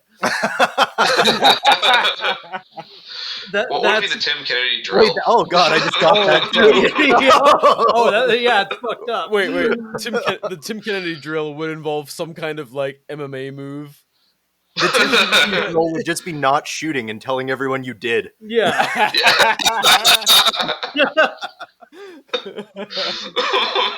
In the very end, you just like unfurl a big banner sponsored by 511 Tactical. Yes. Yeah. That's part of the drill. Absolutely. Oh god, we should actually put together a list of like really antisocial drills, and then one day just like put these together. Dude, absolutely, like if a single reporter got into here, it would be the end of it. We would be another one that we've talked about is either the bad interview drill or the bad board meeting drill, where you set up like a full fucking like conference table, and you have targets all around it, and you have to seated position. Maybe that's how you start the match. Seated position, and you just crash out and fucking shoot all the targets. Just about falling down stage, like you're like McDonald's. The very last drill, I haven't figured out if it's going to be like a bank or BlackRock headquarters, and you just storm through what's either like an LA street with cars in it, which obviously we couldn't do, like kind of like Heat, or we could, like a BlackRock boardroom for legal reasons. You could have a team stage, or it's 2 guys and you got to run it and do bounding like. Oh god, that'd be so good. For like Heat. That's where you bring the bump stocks or FRTs out. Yeah, this brought it up to me at so the 5th Cola Warrior last year was named the 5th Emesis, and they had a Peep that was like the logo was a Peep wearing the Lilu bandages from the 5th Element, with like the stripes across, basically. Lilu Dallas and multipass. They had the hostage flapper had a picture of Father Cornelius from the 5th Element on the guy, and you had to shoot the hostage. The best part is our buddy that's local that runs with me every year. He cleared the hostage, moved on to the Texas Star, and then as the Texas Star was swinging, he swung his gun and shot the hostage from the Oops. Oh, it's like 5 feet off the Star. Was it on purpose? No. What? Was it a P320? No, it was a 3D printed Glock base. Oh, I know who you're talking about. I hurt himself on the beams. Yeah. Oh yeah. Dude, that looked like it hurt so bad because I was filming his run, and when that thing went down on his knee, I was like, "Oh fuck!" I'm glad he's okay. I haven't seen him in a couple He was dragging the railroad tie backward, and he slipped in the snow, and this railroad tie comes right down and falls on his kneecap, and just cooks him. That sucks. Yeah, but no, I wanna put together a list of drills like this. I'm very into this. We could not do this with Fernan again. Like, Fernan Rod and Gun is like one of the best ranges I've ever gone to. I do not see the old guys that like RO there letting us get away with it. No, you just can't do those at that range day. But we need to do another one of those. That was I'm scared at how big it's gonna grow year 2. Yeah, last year now was that people know. Last time, holy dude, it was insane. Yeah. I was not prepared. I wish I could have made it out. Dude, my fucking dumbass having to MC in front of everyone. I'm like, Yo, how's it Hello, going, lads and party ladies. people? BR here. Yeah, and then I'm you like, no one can understand me. Fuck my life. Yeah, you just pass the megaphone to me, and you're like, "Here, Matt, take it." Yeah, You like, do it. You're eloquent. No, you did actually. Tell these really good people job. something they don't know about me. The thing is, you fuck up radio calls enough that are transmitted to every aircraft in 200 miles that you just don't care anymore Yeah. about talking in public. Calling left final, that's the best one. What is that? Well, when you're in like the pattern flying at the airport, right? You say the position you are from the field. So like a standard pattern is left turns. Yeah. And so you'd be in left downwind, left base, and Yeah. then final because you're straight in pointing at the runway. And then you fuck up and you say, "Oh, so and so left final, runway 23." And then you walk into the FBO after you land, and everyone just points at you, and they make fun of you for it. I actually like. I want to pick your brain about your job at some point. 'Cause Yeah. I think it's very interesting. No, it's Just it's like- super fun. I don't know how much I really want to talk about like the whole. This is Matt who scrapes dead people out of airplane. We don't Yeah, really. you went that from is- like that like is, loading luggage to scraping well, dead people out of airplanes. we only to, load. like a full ass pilot within a year. We don't really load a whole like so. We do. My boss owns the fuel tanks at the airport, and Yeah. we're the FBO, and we have a flight school. Yeah. And so, like when the colleges fly in and out for sports games, like Yeah. we do load luggage, but that is a very minimal part of what we Yeah. do. We fuel private jets. We haul around rental cars for passengers and things like that. Yeah. And we go flying when we have free time. Super fun. But yeah, no, like Yeah, my- you buzzed the range while which I thought was fucking awesome. Yeah, we did. I did do a low pass the one day, and then we did a flower bomb run. We set out a tarp, and my coworker Caleb and I, we grabbed 10 1-pound bags of flour from Winco, and you throw them in the back seat of the plane. And our cola friend, I'll just Forrest, whatever, I don't care. He doesn't care. Yeah, he listens to this show. He'll He set out a tarp for us. And so we were doing low passes, throwing bags of flour out the airplane. It's a really old Oh, tradition nice. in aviation called flour bombing, and That's awesome. they do Yeah, that's awesome. competitions. We're on our last pass. We had thrown 9 bags of flour with all misses, and I was like, "Fuck it, man, we're going." And so I'm like at full flaps, we're doing like 50 knots, and I'm just nosing it in, and we get like 20 feet off the deck, and he drops the flour, and it hits the tarp, and Yeah. we were so stoked. Was Oh. this at Get the into WSU range? Start Yeah. dive bombing Yeah. it. I just Um, don't know where we are. I don't care. Yeah, no, the local gun club range. Oh no, yeah. But yeah, no, it was a really, really fun time. Yeah. But yeah, my boss's dad, when he was very young, started a recovery business, and the thing is, aviation is very safe, and lately the news has gotten. This is actually a great time for me to just shill that. Yes, The news yeah, has I'm- Definitely. decided that it's so popular to talk about how dangerous aviation is. Accident rates have been on a steady decline for decades. It is literally the safest way to travel, and that is not even a joke. And I'm not an airline pilot, I'm a private pilot, boring little fly around in a Cessna. But it's so safe. It's one of those things that's as safe as you make it. And like a lot of our job is because the backcountry scene in Idaho is very big. There are a lot of these old strips out in the wilderness, Yeah. and some guy in his Cub is flying in, having a good time with his buddies, and he overshoots the runway a little bit, panic brakes, flips it over. The only thing that he hurts is his ego, but Yeah. the plane's totaled because it prop struck. And so we go out there. If we can drive to the airport, we go up, we throw it on a trailer and haul it out. Yeah. Or like we do jobs with helicopters with long lines. We have an underwater ROV for when planes are in water. That's And pretty cool. anywhere a plane is, we've got some kind of equipment or gear or strategy to get it out. It's Yeah. it's a lot of fun. It's gonna hurt, make some people mad at me, but it kind of goes a lot like, planning any kind of like military mission where you have an idea of how it's gonna work. You have an idea of what your objective is, And then you kind of get out into the field and you wing it because like nothing quite goes to plan. And Yeah. that was, we rescheduled the podcast, this recording. Like 3 times because something. And last time we rescheduled was because there was a Cessna that crashed on the side of a hill, and we spent 9 hours winching it through waist deep snow. Yeah. To get it down onto our trailer. Yeah. And you know, like, yeah, we do fatal accidents happen, right? But like, you know, my dad, for example, when I showed him like pictures of my first recovery, he's like, I don't know how I'd ever be able to get into a small plane if I was dealing with that. And it's like, well, you drive past a minivan that's pancaked on the side of the freeway because someone was texting and driving. Literally happened last week here. Yeah, and you don't think like, oh, I'm never going to drive again, right? You just know that you need to do it safely. Yeah. And in aviation, again, like safety is king. And when someone has like the worst day of their life, we end up going and picking up the scraps. Usually SAR and, you know, medical, they're great about picking everything up. You know, velocity makes bad things happen to soft tissue, and sometimes it's the thing that you got to deal with. And physics is a scraping bitch. someone off your knife. Is a bitch. yeah, sometimes that. Dude, that shipping container still reeks too. It's so bad. But no, like shit happens, you know. Like sometimes you find you know, the growth plate section of a man's tibia or whatever. Like whatever. Toss it down the hill and keep working, right? Yeah. Dude, on my I swear it's the funniest thing that anyone's ever been asked on a check ride. On my private pilot check ride, luckily I passed first try.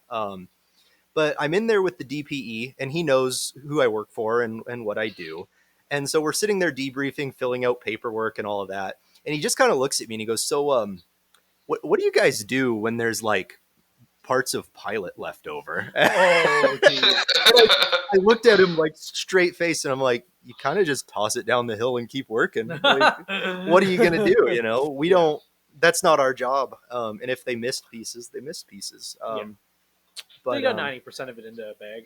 Sometimes return to sometimes nature, the rest of it, you know. My boss once was out in the desert and he found what he thought was a piece of burnt insulation, and he went to pick it up and he went, oh, never mind, that's a scalp, and dug a hole and buried it, you know. Like but again, like, you know, to turn it around, aviation is safe, I promise. Yes. So don't worry, you won't be scraped off a hill anytime soon. probably very, very, very tiny chance. But like, do you, working in the industry, I don't know if you have any more insight than we do, but like, obviously there's an agenda afoot to make people like more afraid of flying. Do you have any fucking insight or ideas on why that is? It's just like, it came out of nowhere. Yeah, I think it's just that it's popular for the news to talk about. You know, the thing is, like, mid-air collisions happen, right? They're super rare. Don't get me wrong. Like, it's not like, you know, T-boning people at a stop sign. It's the air is very big. But like, you know, we picked up a mid-air last year that was 2 crop dusters spraying adjacent fields, and it sucks. Like, it's an awful thing. The thing is, usually it happens to GA aircraft or like small things, and so it's not big. But when a Black Hawk you know, slams into a CRJ 900 with a female figure skating team on board, like, that's about as high profile as it gets, and so of course that's going to catch attention. But again, like, a lot of mistakes sound like they were made. I don't know all of the details on that. I know I deep dove into it pretty hard when some reports were coming out. The big thing is people say like the Black Hawk pilots weren't on frequency. They operate on a different frequency than like what the because like if you're listening to the live ATC, the recorded audio, that's only picking up the VHF, the aviation band. The Blackhawks are still talking to those controllers, but on a different frequency because they operate on a different band. And so there was communication happening. I've heard mixed things about flying at night with night vision. I've driven at night with night vision. I've never flown, but I feel like with a busy city backdrop, lots of inbound and outbound aircraft, there's a very good chance that they saw a set of nav lights out there and thought that was the one that they were looking for. And you got a 40-degree field of view and you're operating a helicopter over, like, I mean, look at all the city lights in the background in the video. Like, that's everybody here is experienced with using night vision. Maybe not while flying jets and helicopters, but hell knows backdrops that, get but yeah. busy. They do. They really. Yeah. And like again, mistakes happen, but it's usually not that high profile. And it's been a rough few months for aviation, Yeah. with like wing strikes and that plane that rolled over and all of that. But Yeah. Whenever anything happens, it seems like it's a lot more common than it is, providing that there are hundreds and hundreds of flights every single day. I would Thousands. say you're Right. less likely to die on a CRJ 200 than you are carrying a SIG P320. Uh, Yeah, I was in DC recently, and was looking around that area where that plane crashed, and it was definitely like, it was just dumb luck that happened, really, or dumb misfortune. And just everything lined up improperly. Yeah. Yeah, don't get me wrong. I would not want to be an air traffic controller. No, fuck no. That sounds Especially like, not in DC. There's like 100 planes there at any given time right there. Yeah. Super stressful job. Those guys are incredible at what they do. Yeah, They really I see are. why it's such like a coveted position. Well, the issue is they make a lot of money, but air traffic controllers don't actually pick their station. Yeah. So you get a job as an ATC and they send you where they're going to send you. And so like most people don't want to do that job because like, oh, I'm going to get sent to like Las Vegas, but all my family's in Virginia. Yeah. And like the money's good and all of that, but you are asking a lot of those guys. Yeah. My mind jumps to the Breaking Bad episode. Have you seen that show? No. Oh. Well, I've seen it, but I don't know what episode you're. ATC controller. Like I'm unsure. It's been a while since I've seen. No. I like so like there's a midair collision above what's the fucking city, Albuquerque in New Mexico. New Mexico, and like human debris and plane falls like all over Albuquerque, and it's like a big like event in kind of the show's timeline, and it's all caused. It's like butterfly effect. Spoiler alert! If for whatever fucking reason you haven't seen Breaking Bad, it's 2025. Yeah, like almost 10 years after it came out. Yeah, that's crazy. But anyway, so basically the main character causes it via butterfly effect. Like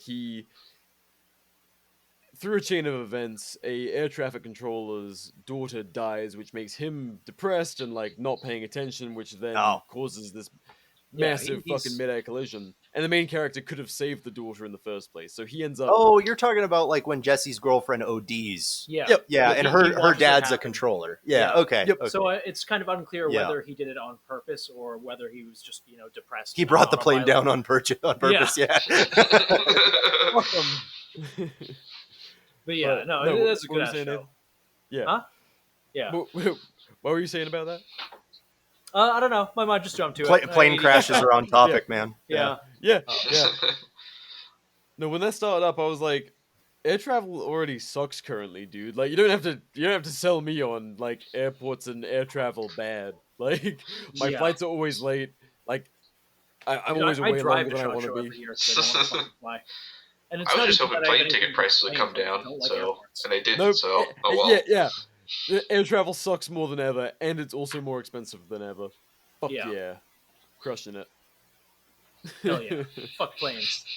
Hey. No. I like planes. I'll fly with you. I just don't want to deal with like regular civil aviation if I can help it. Yeah. As long as I can. No, jumping into little GA planes is a lot of fun. Yeah. Everybody should go do a discovery flight at their local flight school. If they think planes are cool, just go try it. It's great. Planes are cool. So are trains.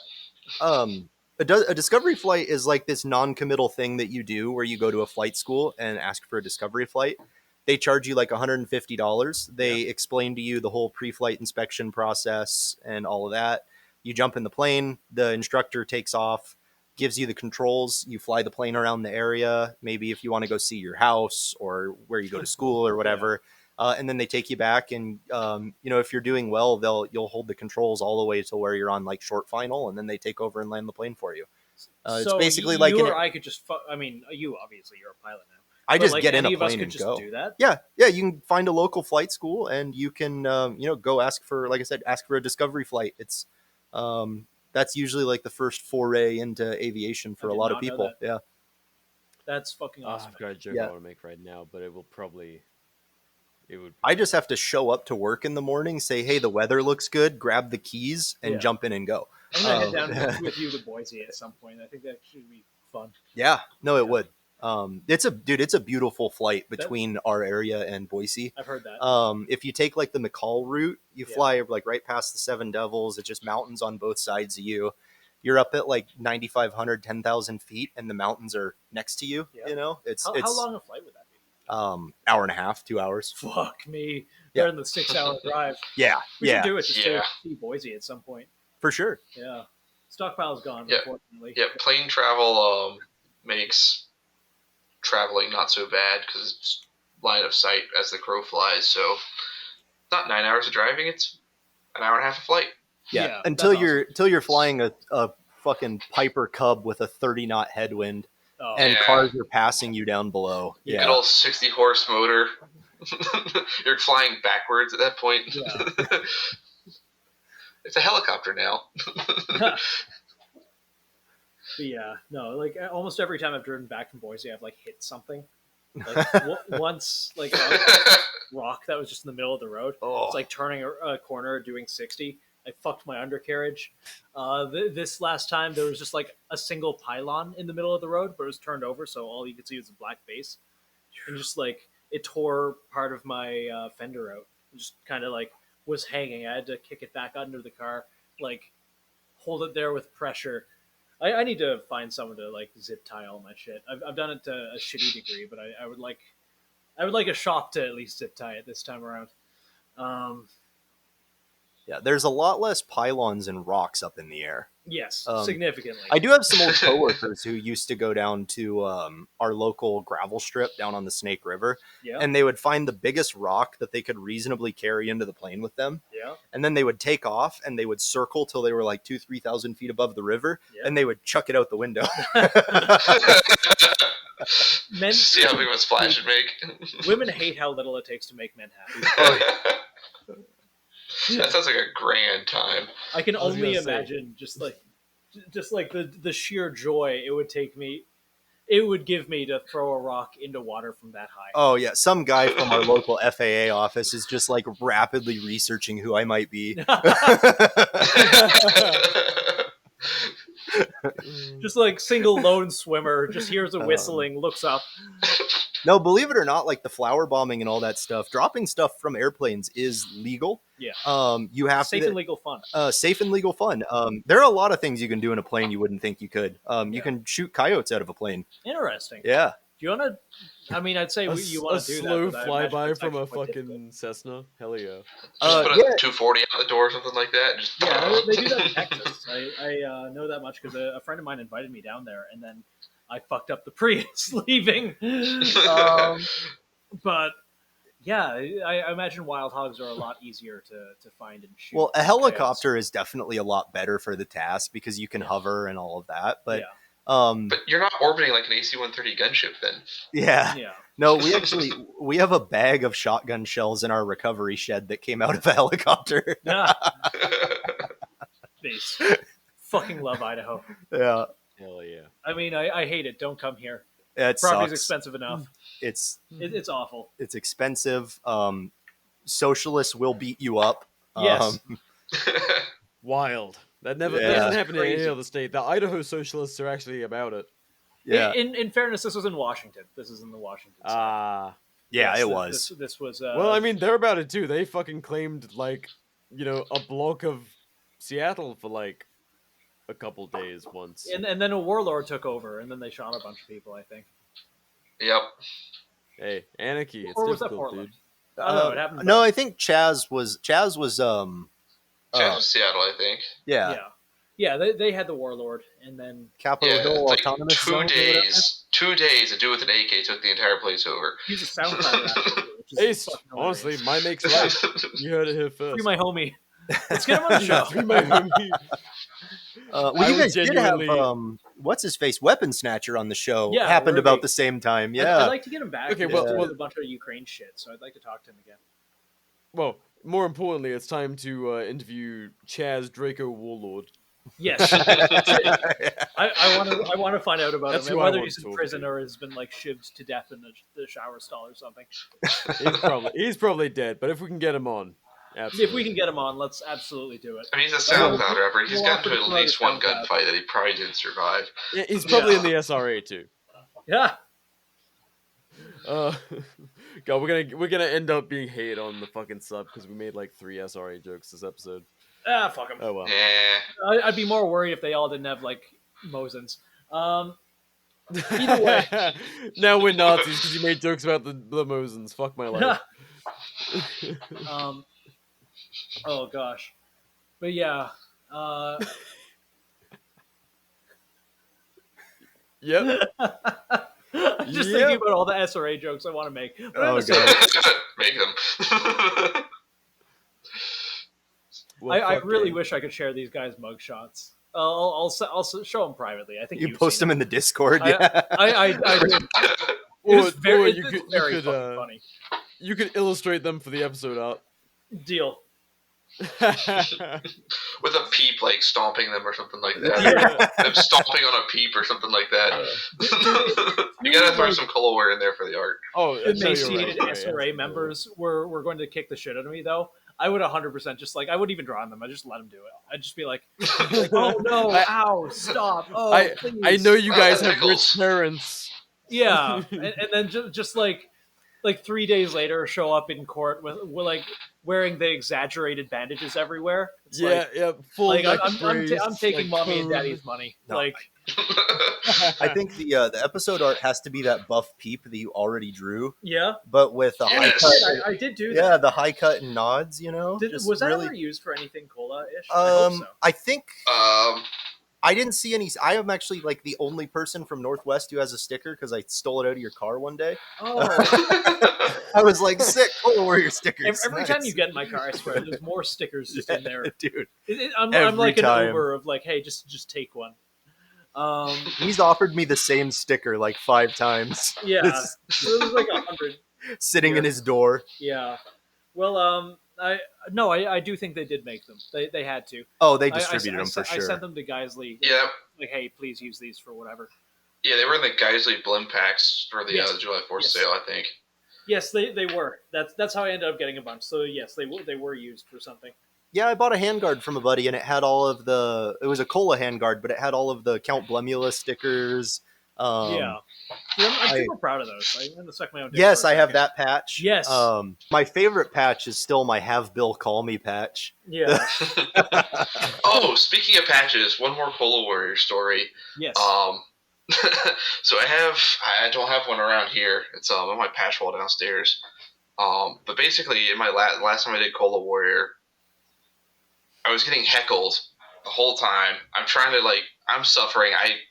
To preface the last Cola Warrior I did, I got back from Europe and was jet lagged the day before and was sick. Oh. So while running it, so it was extra miserable. And so I'm suffering through the run, and I'm trying to get the soda chug. I think I'm 1.5 in, and I'm just about ready to give up. And someone's heckling me. He's like, "Don't you care about this? Come on! Don't you care where you place? Don't you care where you're on the leaderboard?" I'm like, I just looked at him and said, "I don't care where I come." And I got turned into a ranger tab. That's on a bunch of my buddies. Sure. And the guy was like, "That's one of the best comebacks I've ever heard." I don't care where I come. I'm kind of afraid of that motherfucker now. Yeah, I was so ready to be done. Yeah. But now we got ranger tabs. We got a bunch of them made, so a bunch of the guys around here have them. one of my favorite possessions I have from Cola, aside from my bayonet, because it's just so fucking cool. The first year I won combat, I got a pin, and it's a Peep with wings. I love that. That's awesome. Yeah, all the Cola Warrior swag is just like Oh, some it's of the incredible. funniest and coolest stuff. They did get a cease and desist from Coca-Cola for the original Cola Warrior logo, which is just like Coca-Cola with an AR.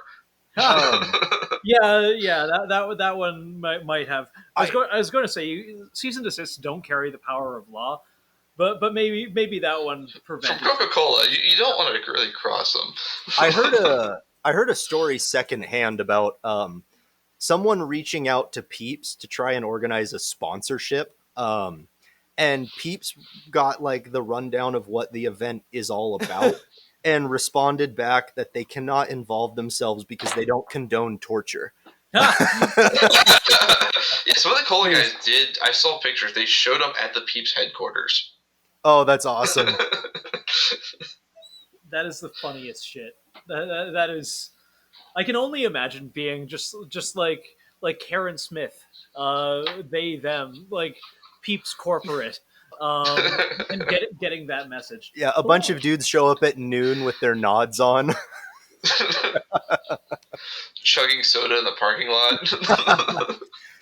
No, Oh, by you're far, just I a don't people think bag. like you'll find a better group of dudes in a match environment than you will at Cola, because it's the hazing and the bullying and shit is so good, but it's like it's very good-hearted. It's all in good fun. And and like it's like I said, the most competitive, non-competitive environment ever. It's like frat bro antics taken to 11.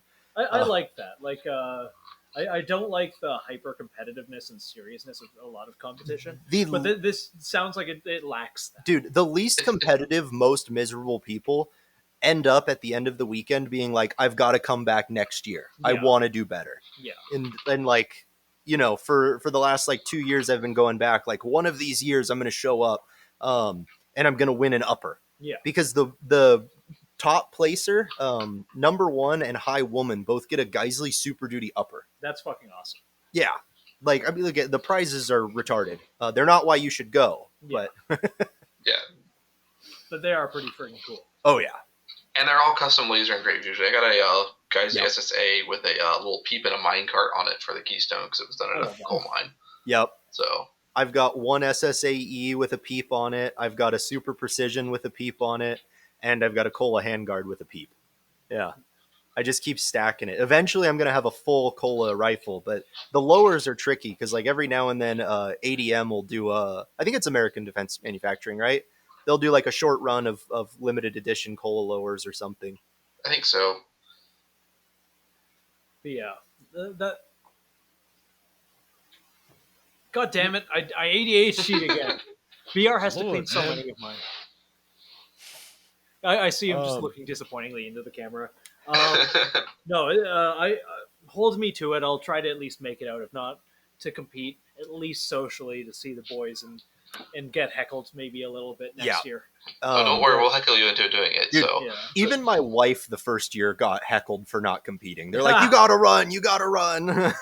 That's basically what compelled me to run the first time because everybody just kept heckling me. So I'm like, all right, might as well. The thing to remind people, it's not an open event. You can't just show up and spectate.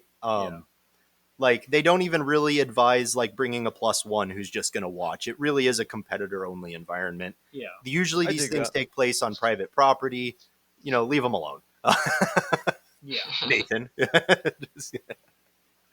Okay, fine. Yeah. I'll fill out the paperwork next year. This summer, we might actually be doing a Cola work party, and you can come up and meet the hosts. That'd be cool. They're talking about building a shed where they serve all the food. Because all weekend, you again, it's all run on donations. At Northwest, the mother of one of the hosts spends hours and hours in the kitchen all weekend making just fantastic food for everyone. Wonderful. 3 meals a day. Yeah, really, really cool. Food is good. Oh, dude, it's great.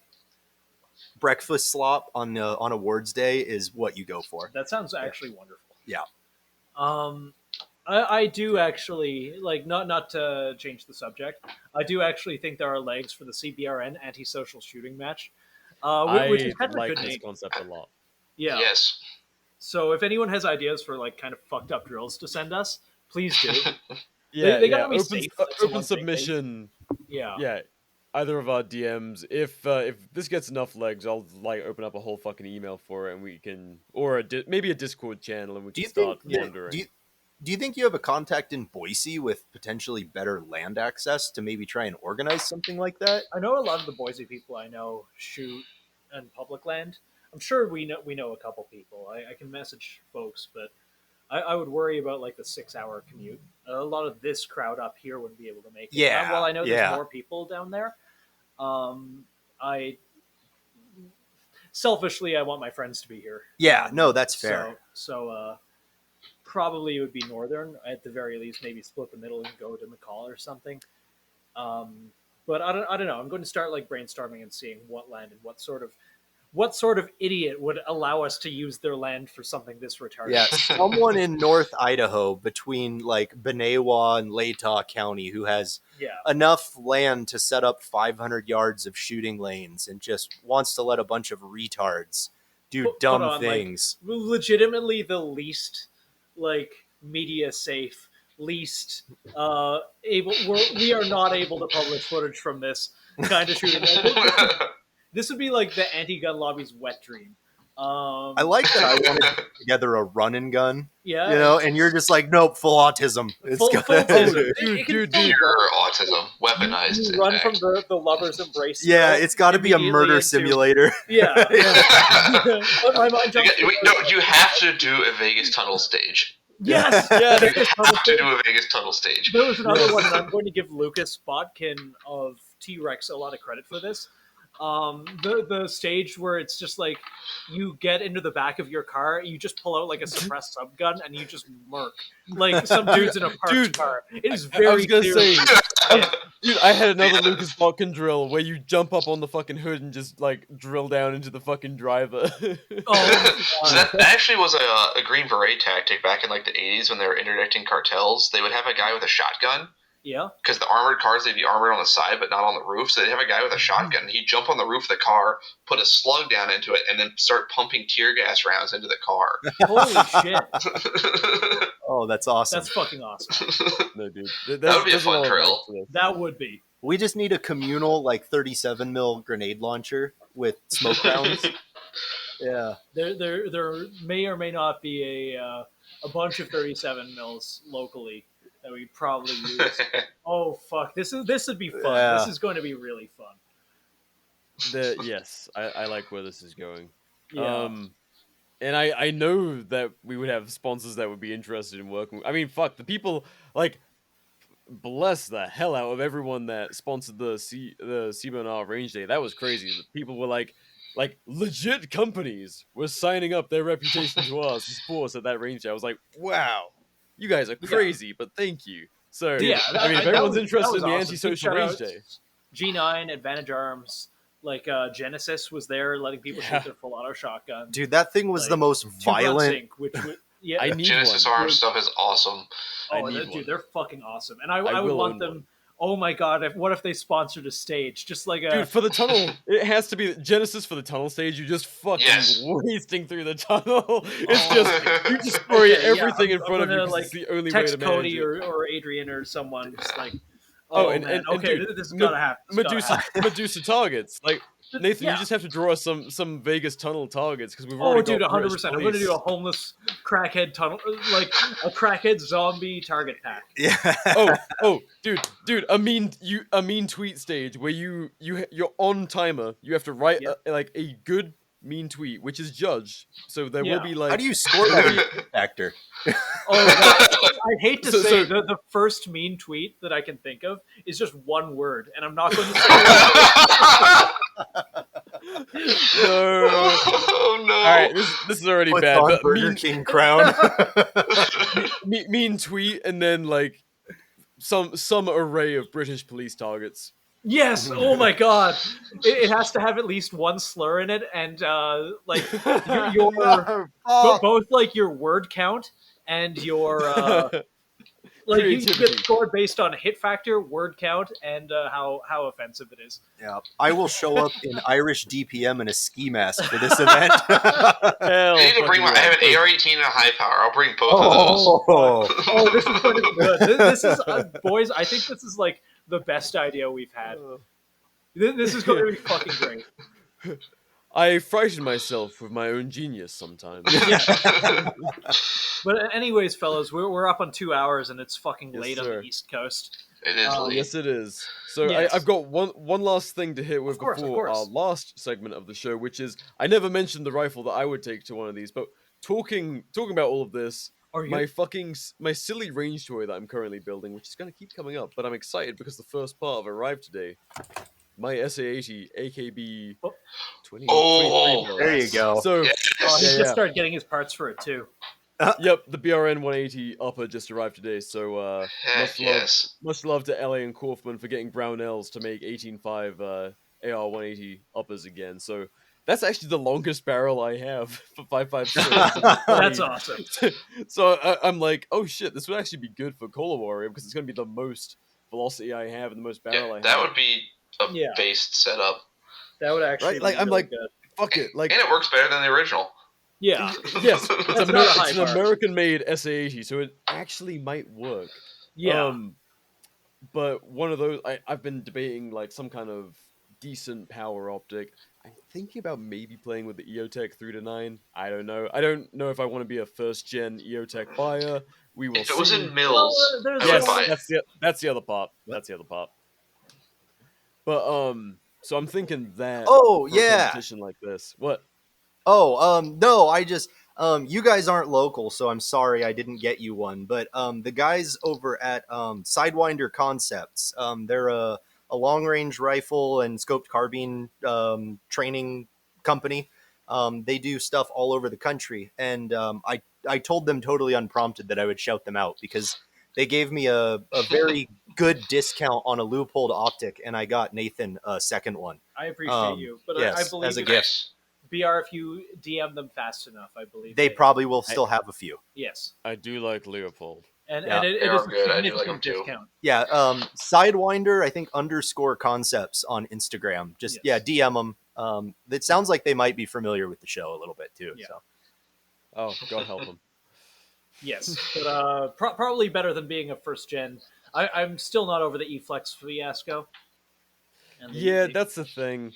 yeah. Like I want to. The 3-9 is such a good optic on paper. it just But needs it- a first focal plane and the Christmas trio to the 1-10, and it will be perfect. Yeah, but I just want it to also not break.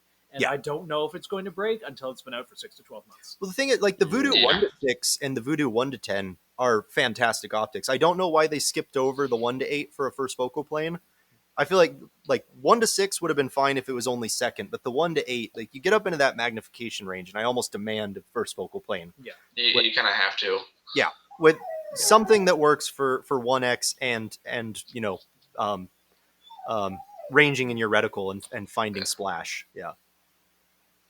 Yeah. So, I don't know. When just hearing you guys talk about Cola Warrior, I'm like, this thing, it's going to be the most range toy gun I have. I've been like, since moving to the States, like boringly utilitarian. So I'm like, Yeah, well, this thing, it's going to be somewhere in between because I'm going to treat it how I treated the first AR I built when I got here, like very utilitarian minded. Like, I'm treating this as if instead of building my first AR, I stole an SA-80 and moved to the US with it. Like, that's this I like project the in my lark. mind.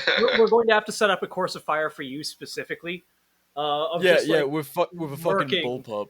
yeah, and just like Queen's Guard, kind of like the big black fuzzy hat. Kind of. Coldstream guards, I actually somewhat respect. Aside from guarding the crown, like they're actually a fairly cool unit because they actually Yeah. go and do shit. Yeah. But no, I'm down for wasting some Brits. You know, Yeah. up the up hate the crime, RA. hate crime, hate crime. Yeah. I think you guys have scared off every potential sponsor. Okay, if you're cool, you know, stick around. Maybe consider sponsoring the Antisocial Range Day. I actually love that name. I love that name.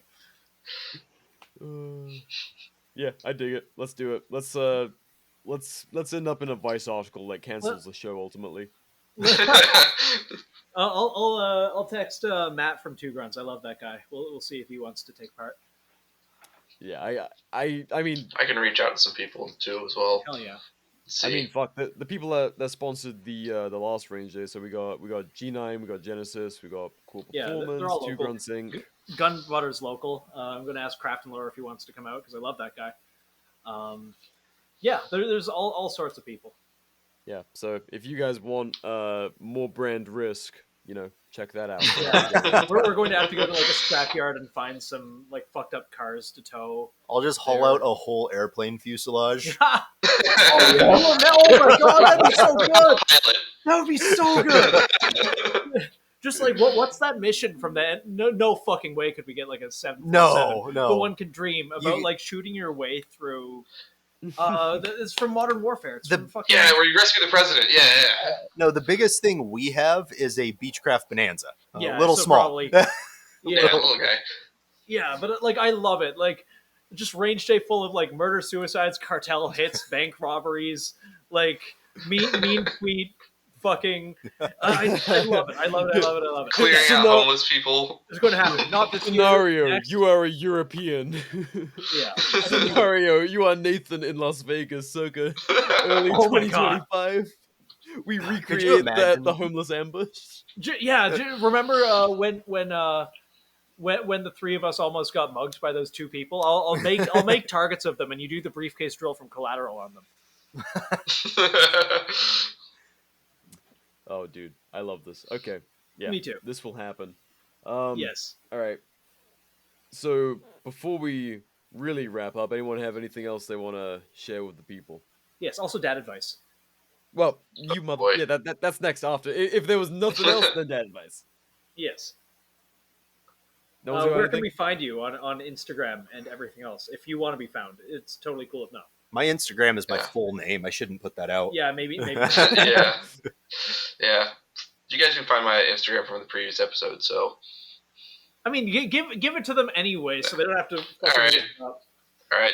I gotta even look up what my Instagram handle even is, so it's which I appreciate. BMGOULD097 is where you can find me. Yes. But yeah. Any dad advice for our listeners here? Run Cola Warrior. You won't regret it. Yes, even if you That- don't that is do, advice I really wish my dad gave me. even if you don't do Cola Warrior, just voluntarily put yourself in an uncomfortable position. Do something difficult. Yeah, You will be better for it. I agree. Yeah, Oh, builds character.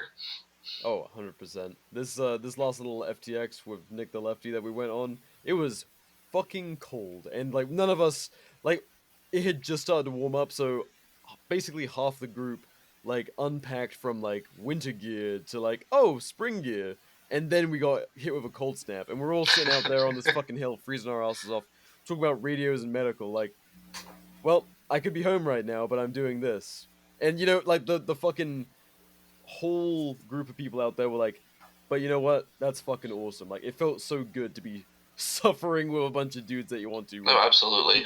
So, Yeah. just group camaraderie. Yeah. But I also formal apology to Miss Buckles in Arizona, because I should have said yes to Cola Warrior years ago. This sound and I've been given the spiel. I've been told of the cult. I've heard Yeah. the good things and the awful things, and I'm like, I don't know. Competition has been something that I always make the excuse, you know, I don't have the time, and I don't. But I should make the fucking time. Like, I kind of want to go out and do Arizona now. Well, there's 3 or 4 within a not that far drive of you. Yeah, there is Yeah. also that. Between like South, Deep Swamp, and Keystone, like I forget who, someone else invited me out to one of the Appalachian ones last year, and again I fucking was too busy. So, you know what? Fuck it. Once this SA-80's built, actually, nah, fuck it. If a good opportunity comes up prior to that, I'll just use one of my current builds. Yeah. Let's do it. Let's suffer. Let's vomit some Heck yeah. fucking soda. Yeah. event dates are being posted in the Discord. I will let you know which ones are closest to you and what their prospective dates are. And Hell yeah. I'll send you that. Yeah. Yeah, Appreciate Keystone's usually like June, so. Oh, hitting the summer. Hell yeah. God. Oh, yeah. Nice, hot, and sweaty. Cool. Well, Nathan, any dad advice?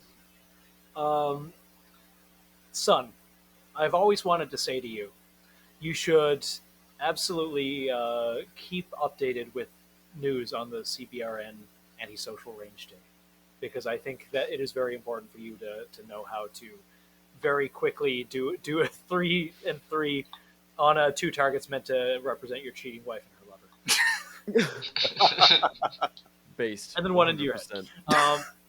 But yes, yeah, keep up with us on news on this. we are genuinely only conceiving of this today. So if you message immediately after this episode drops asking for updates, there probably aren't going to be any. But I'm going to start the wheels now.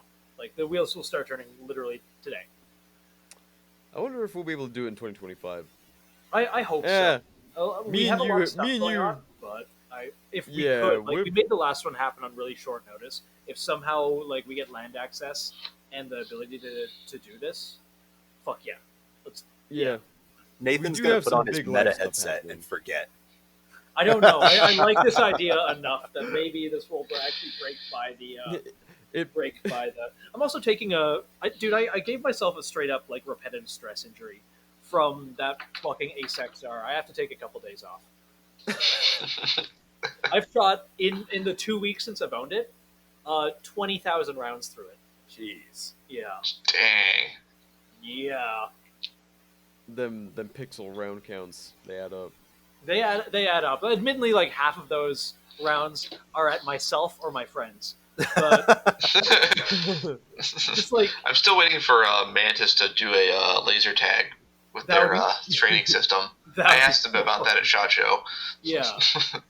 Oh man, that would be so good. Well, that would make Like- force on force training so cool. It would, because UTMs aren't really a thing anymore, and your only alternative is airsoft until like someone spools up more simunition or UTMs, or if you have the budget to buy them at the inflated prices they currently are. Or you just get a full power peck and you laze your friends in the eyes with the business. It's LASIK. Surprise, LASIK.